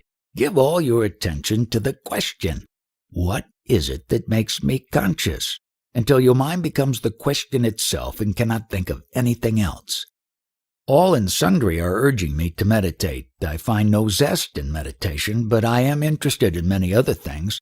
Some I want very much, and my mind goes to them. My attempts at meditation are so half-hearted. What am I to do? Ask yourself, to whom it all happens. Use everything as an opportunity to go within. Light your way by burning up obstacles in the intensity of awareness. When you happen to desire or fear, it is not the desire or fear that are wrong and must go, but the person who desires and fears. There is no point in fighting desires and fears which may be perfectly natural and justified. It is the person who is swayed by them. That is the cause of mistakes, past and future. The person should be carefully examined and its falseness seen. then its power over you will end. After all, it subsides each time you go to sleep. In deep sleep, you are not a self-conscious person, yet you are alive. When you are alive and conscious but no longer self-conscious, you are not a person anymore. During the waking hours, you are as if on the stage playing a role.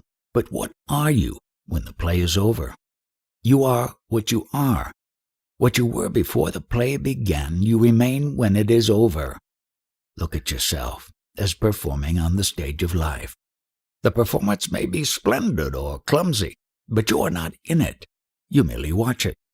With interest and sympathy, of course, but keeping in mind all the time that you are only watching while the play, life, is going on. You are always stressing the cognition aspect of reality. You hardly ever mention affection and will. Never? Will, affection, bliss, striving, and enjoying are so deeply tainted with the personal that they cannot be trusted. The clarification and purification needed at the very start of the journey, only awareness can give. Love and will shall have their turn, but the ground must be prepared. The sun of awareness must rise first. All else will follow. Keep the mind silent, and you shall discover. Once I had a strange experience. I was not, nor was the world. There was only light, within and without, and immense peace. This lasted for 4 days, and then I returned to the everyday consciousness. Now I have a feeling that all I know is merely scaffolding, covering and hiding the building under construction. The architect, the design, the plans, the purpose, nothing I know. Some activity is going on, things are happening. That is all I can say. I am that scaffolding, something very flimsy and short-lived. When the building is ready, the scaffolding will be dismantled and removed. The I am and the what am I are of no importance, because once the building is ready, the I will go as a matter of course, leaving no questions about itself to answer. Are you not aware of all this? Is not the fact of awareness the constant factor? My sense of permanency and identity is due to memory, which is so evanescent and unreliable. How little I remember even of the recent past. I have lived a lifetime, and now what is left with me? A bundle of events, at best a short story. All this takes place within your consciousness. Within and without, in daytime within, in the night without. Consciousness is not all. So many things happen beyond its reach. To say that what I am not conscious of does not exist is altogether wrong. What you say is logical, but actually you know only what is in your consciousness. What you claim exists outside conscious experience is inferred. It may be inferred, and yet it is more real than the sensory. Be careful. The moment you start talking, you create a verbal universe, a universe of words, ideas, concepts, and abstractions, interwoven and interdependent, most wonderfully generating, supporting, and explaining each other, and yet all without essence or substance, mere creations of the mind.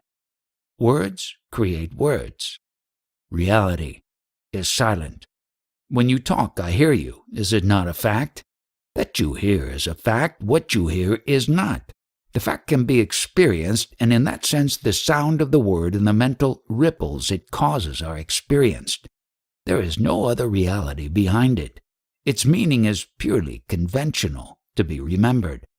A language can easily be forgotten, unless practiced.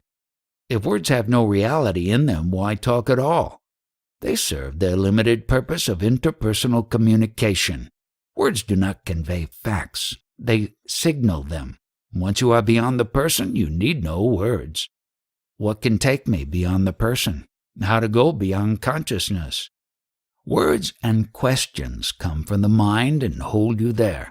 To go beyond the mind, you must be silent and quiet. Peace and silence, silence and peace. This is the way beyond. Stop asking questions. Once I give up asking questions, what am I to do? What can you do but wait and watch? What am I to wait for?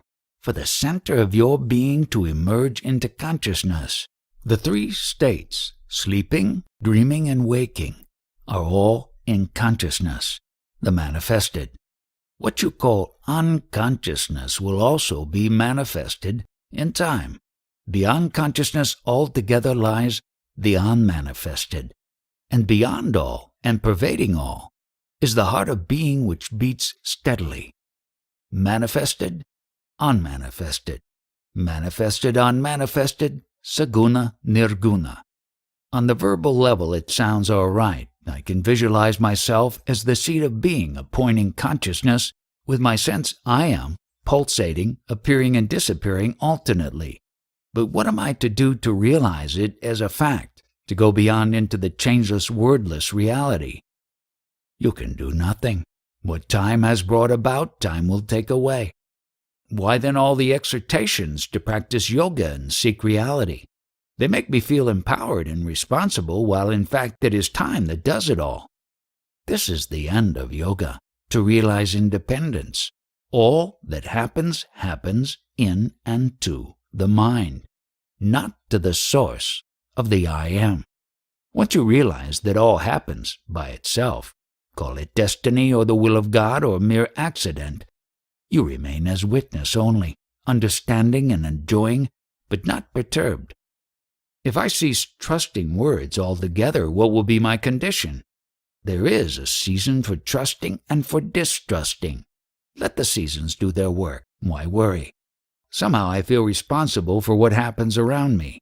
You are responsible only for what you can change. All you can change is only your own attitude. There lies your responsibility. You are advising me to remain indifferent to the sorrows of others? It is not that you are indifferent. All the sufferings of mankind do not prevent you from enjoying your next meal. The witness is not indifferent. He is the fullness of understanding and compassion. Only as the witness can you help another. All my life I was fed on words. The number of words I have heard and read go into the billions. Did it benefit me? Not at all. The mind shapes the language, and the language shapes the mind. Both are tools. Use them, but don't misuse them. Words can bring you only on to their own limit. To go beyond, you must abandon them. Remain as the silent witness only. How can I? The world disturbs me greatly. It is because you think yourself big enough to be affected by the world. It is not so. You are so small that nothing can pin you down. It is your mind that gets caught, not you. Know yourself as you are, a mere point in consciousness, dimensionless and timeless. You are like the point of a pencil. By mere contact with you, the mind draws its picture of the world. You are single and simple. The picture is complex and extensive. Don't be misled by the picture. Remain aware of the tiny point, which is everywhere in the picture. What is can cease to be. What is not can come to be. But what neither is nor is not, but on which being and non-being depend, is unassailable. Know yourself to be the cause of desire and fear, itself free from both. How am I the cause of fear? All depends on you. It is by your consent that the world exists. Withdraw your belief in its reality, and it will dissolve like a dream. Time can bring down mountains. Much more you, who are the timeless source of time. For without memory and expectation, there can be no time. Is the I am the ultimate? Before you can say I am, you must be there to say it. Being need not be self-conscious. You need not know to be, but you must be to know. Sir, I am getting drowned in a sea of words. I can see that all depends on how the words are put together, but there must be somebody to put them together, meaningfully. By drawing words at random, the Ramayana, Mahabharata, and Bhagavata could never be produced. The theory of accidental emergence is not tenable. The origin of the meaningful must be beyond it. What is the power that creates order out of chaos? Living is more than being, and consciousness is more than living. Who is the conscious living being? Your question contains the answer. A conscious living being is a conscious living being. The words are most appropriate, but you do not grasp their full import.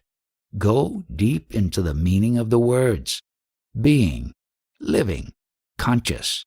And you will stop running in circles asking questions but missing answers. Do understand that you cannot ask a valid question about yourself because you do not know whom you are asking about. In the question, who am I? The I is not known, and the question can be worded as, I do not know what I mean by I. What you are, you must find out. I can only tell you what you are not. You are not of the world. You are not even in the world. The world is not. You alone are. You create the world in your imagination like a dream. As you cannot separate the dream from yourself, so you cannot have an outer world independent of yourself. You are independent, not the world.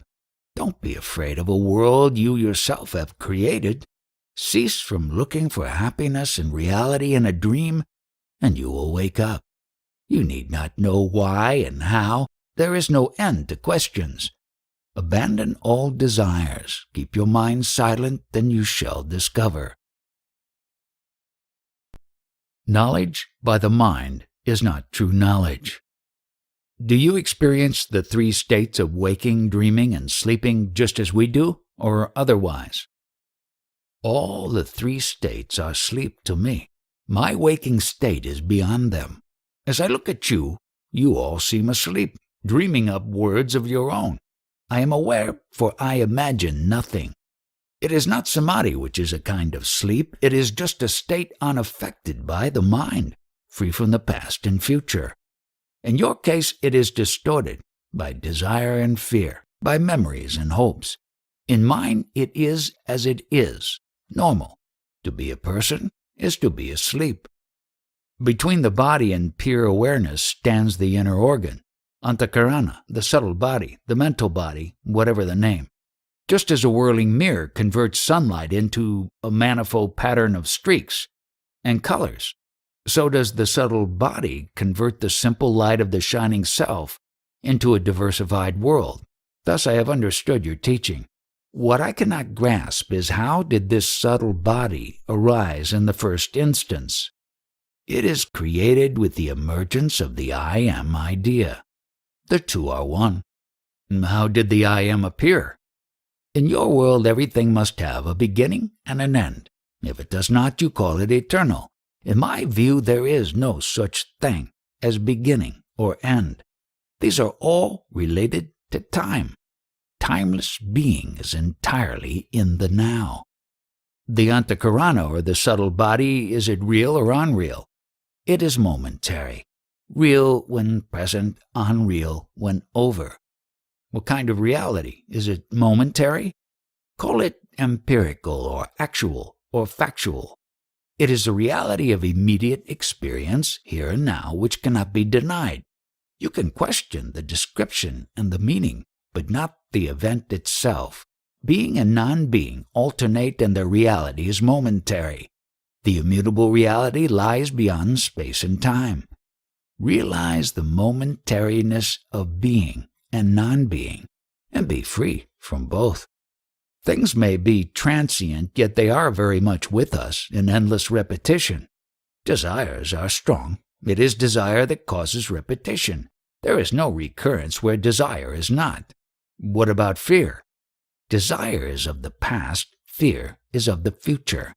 The memory of past suffering and the fear of its reoccurrence make one anxious about the future. There is also fear of the unknown. Who has not suffered is not afraid. We are condemned to fear until we can look at fear and accept it as the shadow of personal existence. As persons, we are bound to be afraid. Abandon all personal equations, and you shall be free from fear. It is not difficult. Desirelessness comes on its own when desire is recognized as false. You need not struggle with desire.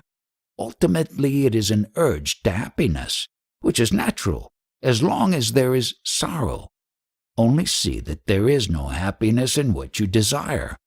We settle for pleasure. Each pleasure is wrapped in pain. You soon discover that you cannot have one without the other. There is the experiencer and there is his experience. What created the link between the two? Nothing created it. The two are one. I feel there is a catch somewhere, but I do not know where. The catch is in your mind, which insists on seeing duality where there is none. As I listen to you, my mind is all in the now, and I am astonished to find myself without questions. You can know reality only when you are astonished. I can make out that the cause of anxiety and fear is memory. What are the means for putting an end to memory? Don't talk of means. There are no means. What you see as false dissolves. It is the very nature of illusion to dissolve on investigation. Investigate. That is all. You cannot destroy the false, for you are creating it all the time. Withdraw from it. Ignore it. Go beyond it, and it will cease to be. Christ also speaks of ignoring evil and being childlike. Reality is common to all, only the false is personal.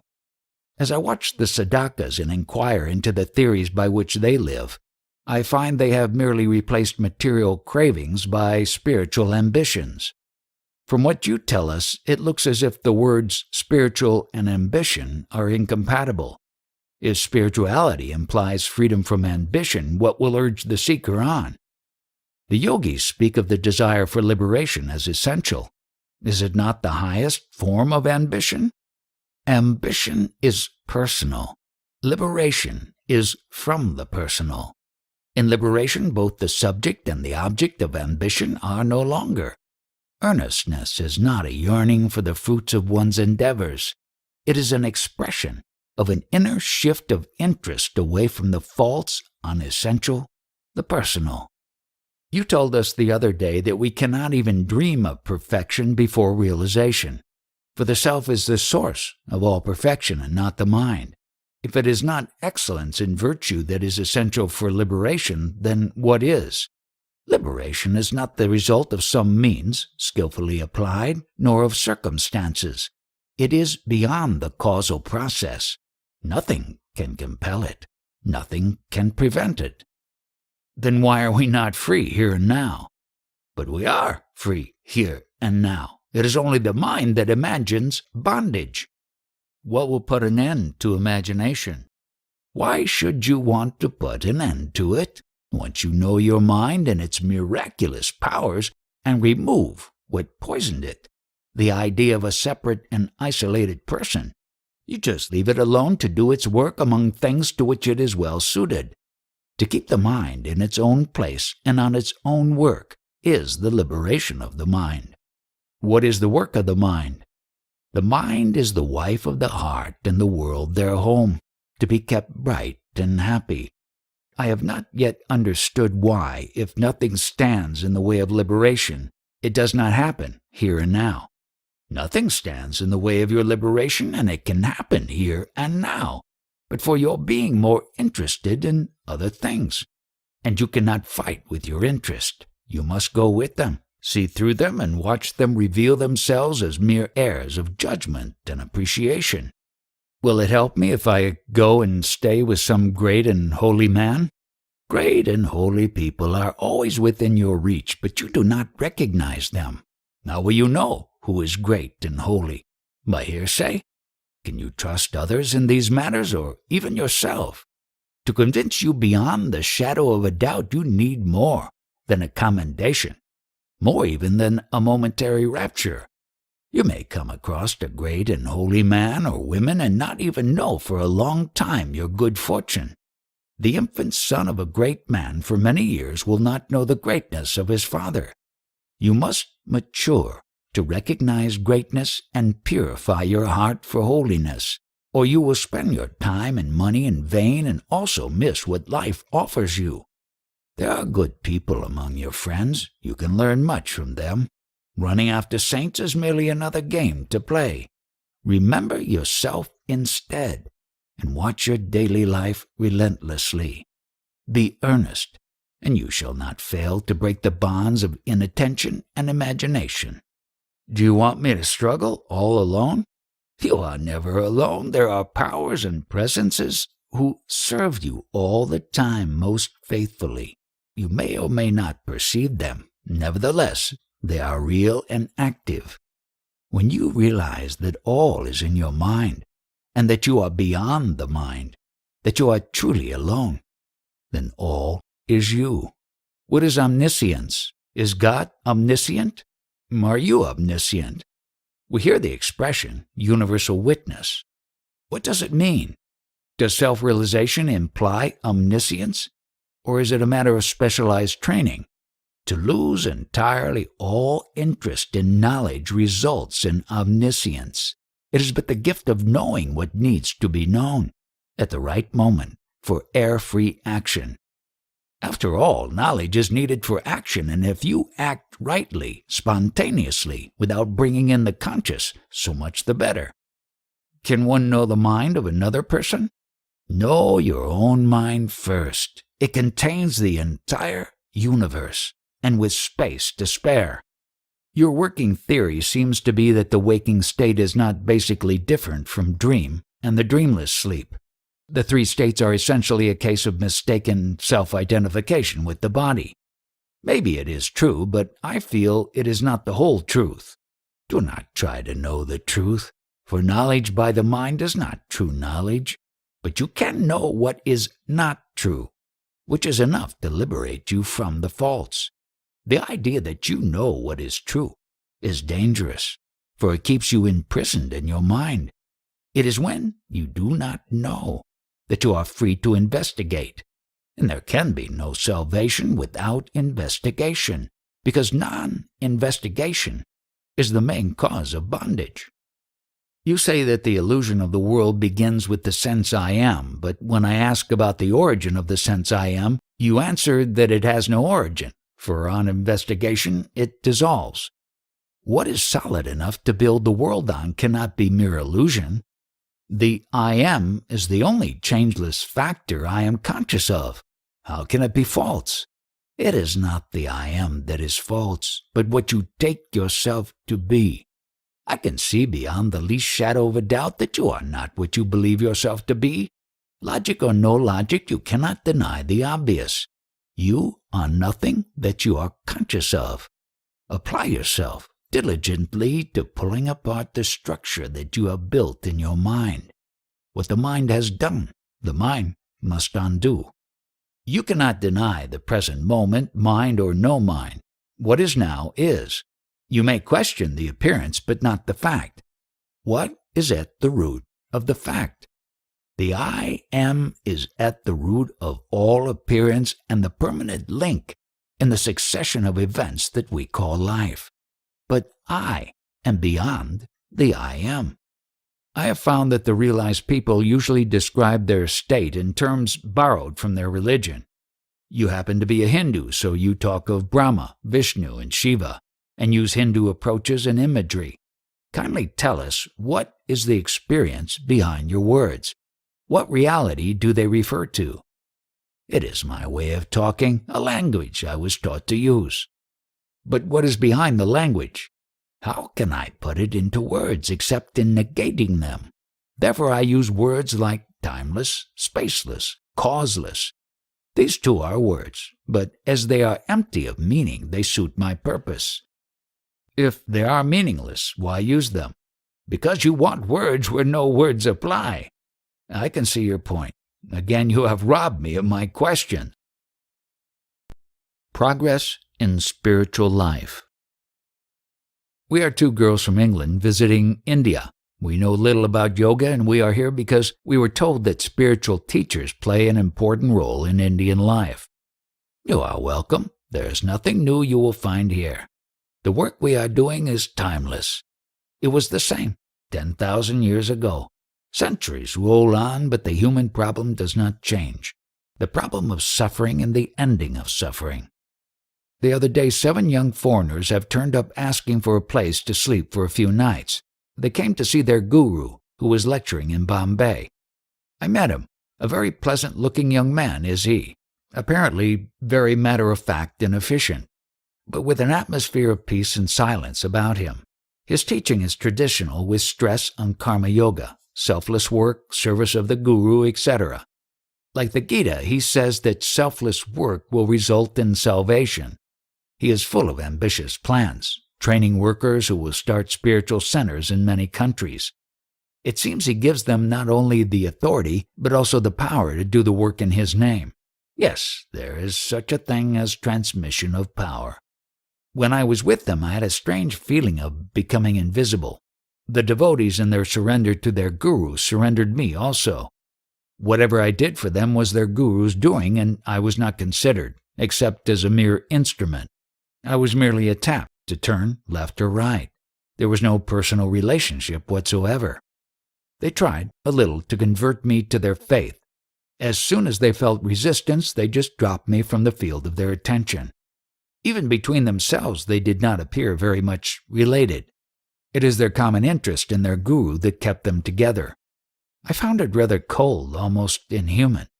To consider oneself an instrument in God's hands is one thing.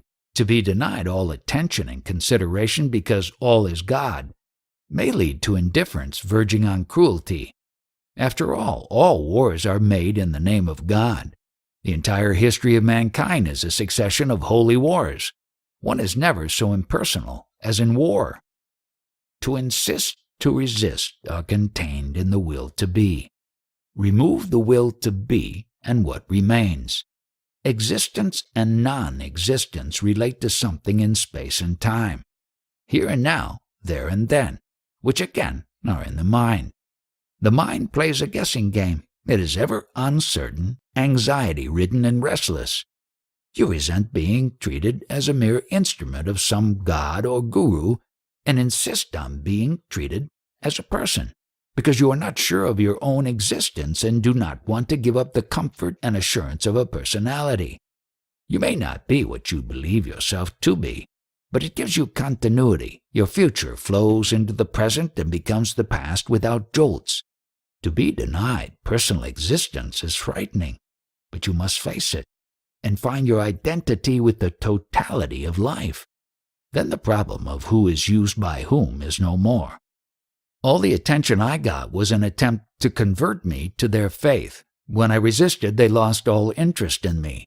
One does not become a disciple by conversion or by accident. There is usually an ancient link, maintained through many lives and flowering as love and trust, without which there is no discipleship. What made you decide to become a teacher? I was made into one by being called so. Who am I to teach and whom? What I am, you are, and what you are, I am. The I am is common to us all. Beyond the I am, there is the immensity of light and love.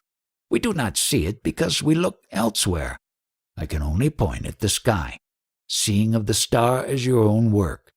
Some take more time because they see the star. Some take less. It depends on the clarity of their vision and their earnestness in search. These, too, must be their own. I can only encourage. What am I expected to do when I become a disciple? Each teacher has his own method, usually patterned on his guru's teachings and on the way he himself has realized, and his own terminology as well. Within that framework, adjustments to the personality of the disciple are made. The disciple is given full freedom of thought and inquiry and encouraged to question to his heart's content. He must be absolutely certain of the standing and competence of his guru.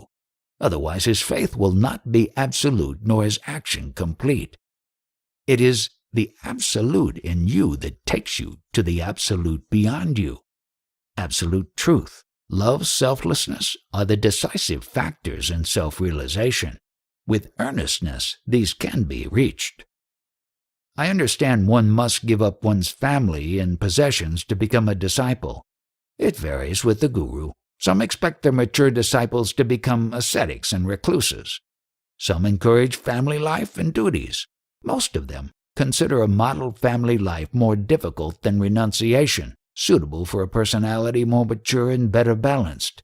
At the early stages, the discipline of monastic life may be advisable. Therefore, in the Hindu culture, students up to the age of 25 are expected to live as monks, in poverty, chastity, and obedience, to give them a chance to build a character, able to meet the hardships and temptations of married life. Who are the people in this room? Are they your disciples? Ask them. It is not on the verbal level that one becomes a disciple, but in the silent depths of one's being. You do not become a disciple by choice. It is more a matter of destiny than self-will. It does not matter much who is the teacher. They all wish you well. It is the disciple that matters, his honesty and earnestness. The right disciple will always find the right teacher. I can see the beauty and feel the blessedness of a life devoted to search for truth under a competent and loving teacher. Unfortunately, we have to return to England. Distance does not matter. If your desires are strong and true, they will mold your life for their fulfillment. Sow your seed and leave it to the seasons. What are the signs of progress in spiritual life?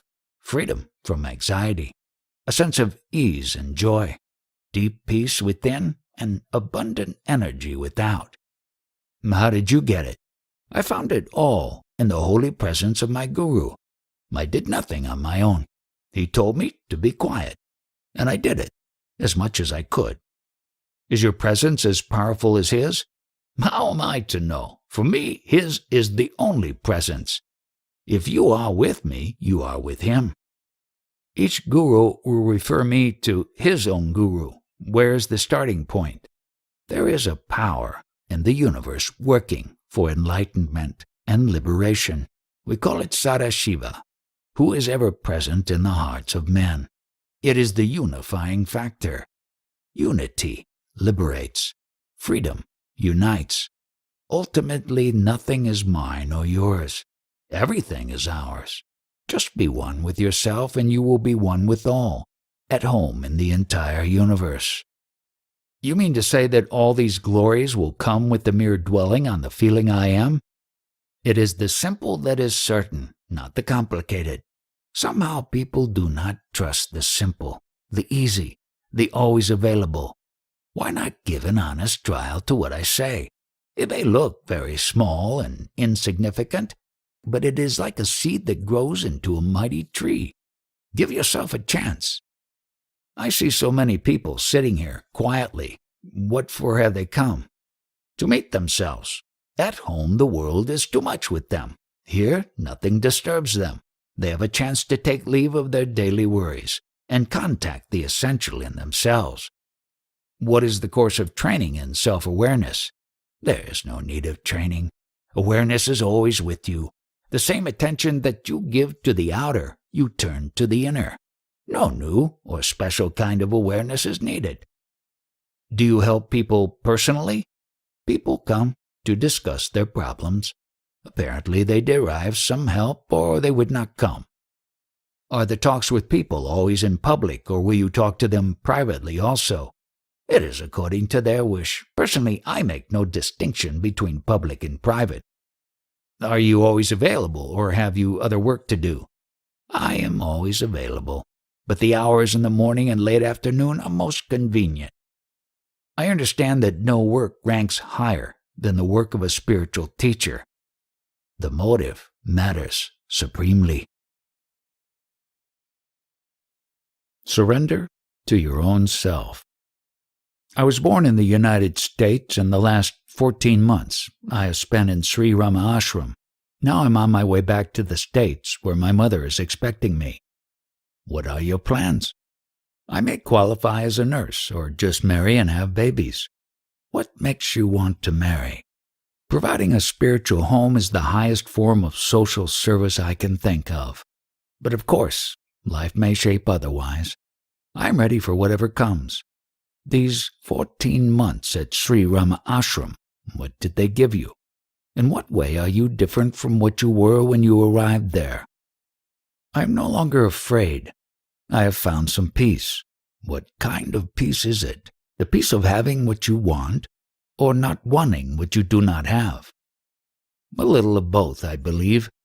It was not easy at all. While the ashram is a very peaceful place, Inwardly, I was in agonies.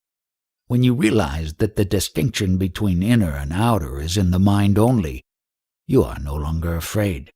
Such realization comes and goes with me. I have not yet reached the immutability of absolute completeness. Well, as long as you believe so, you must go on with your sadhana, to disperse the false idea of not being complete. Sadhana removes the superimpositions. When you realize yourself as less than a point in space and time, something too small to be cut and too short-lived to be killed, then, and then only, all fear goes. When you are smaller than the point of a needle, then the needle cannot pierce you. You pierce the needle. Yes, that is how I feel sometimes, indomitable. I am more than fearless. I am fearlessness itself. What made you go to the ashram? I had an unhappy love affair and suffered hell. Neither drink nor drugs could help me. I was groping and came across some books on yoga. From book to book, from clue to clue, I came to Ramana Ashram. Were the same tragedy to happen to you again, would you suffer as much, considering your present state of mind? Oh no, I would not let myself suffer again. I would kill myself. So you are not afraid to die? I am afraid of dying, not of death itself. I imagine the dying process to be painful and ugly. How do you know? It need not be so. It may be beautiful and peaceful. Once you know that death happens to the body and not to you, you just watch your body falling off like a discarded garment. I am fully aware that my fear of death is due to apprehension and not knowledge. Human beings die every second. The fear and the agony of dying hangs over the world like a cloud. No wonder you too are afraid. But once you know that the body alone dies, and not the continuity of memory and the sense of I am reflected in it, you are afraid no longer. Well, let us die and see. Give attention and you will find that birth and death are one, that life pulsates between being and non-being, and that each needs the other for completeness. You are born to die, and you die to be reborn. Does not detachment stop the process? With detachment, fear goes, but not the fact. Shall I be compelled to be reborn? How dreadful! There is no compulsion. You get what you want. You make your own plans and you carry them out. Do we condemn ourselves to suffer? We grow through investigation, and to investigate we need experience. We tend to repeat what we have not understood. If we are sensitive and intelligent, we need not suffer. Pain is a call for attention and the penalty of carelessness. Intelligent and compassionate action is the only remedy. It is because I have grown in intelligence that I would not tolerate my suffering again. What is wrong with suicide? Nothing is wrong if it solves the problem.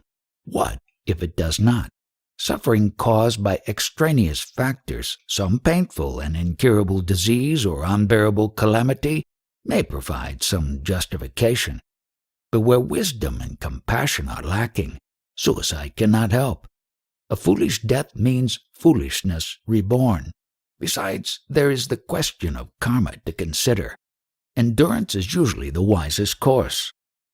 Must one endure suffering, however acute and hopeless?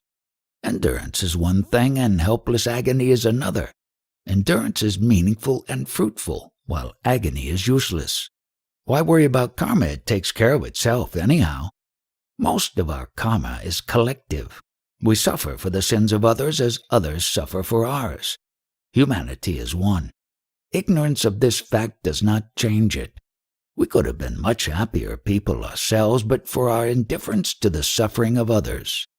I find I have grown much more responsive. Good. When you say it, what do you have in mind? Yourself as a responsive person within a female body?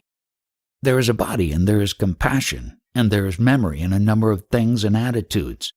Collectively, they may be called a person, including the I am idea. The I am is like a basket that holds the many things that make a person. Or rather, it is the willow of which the basket is woven.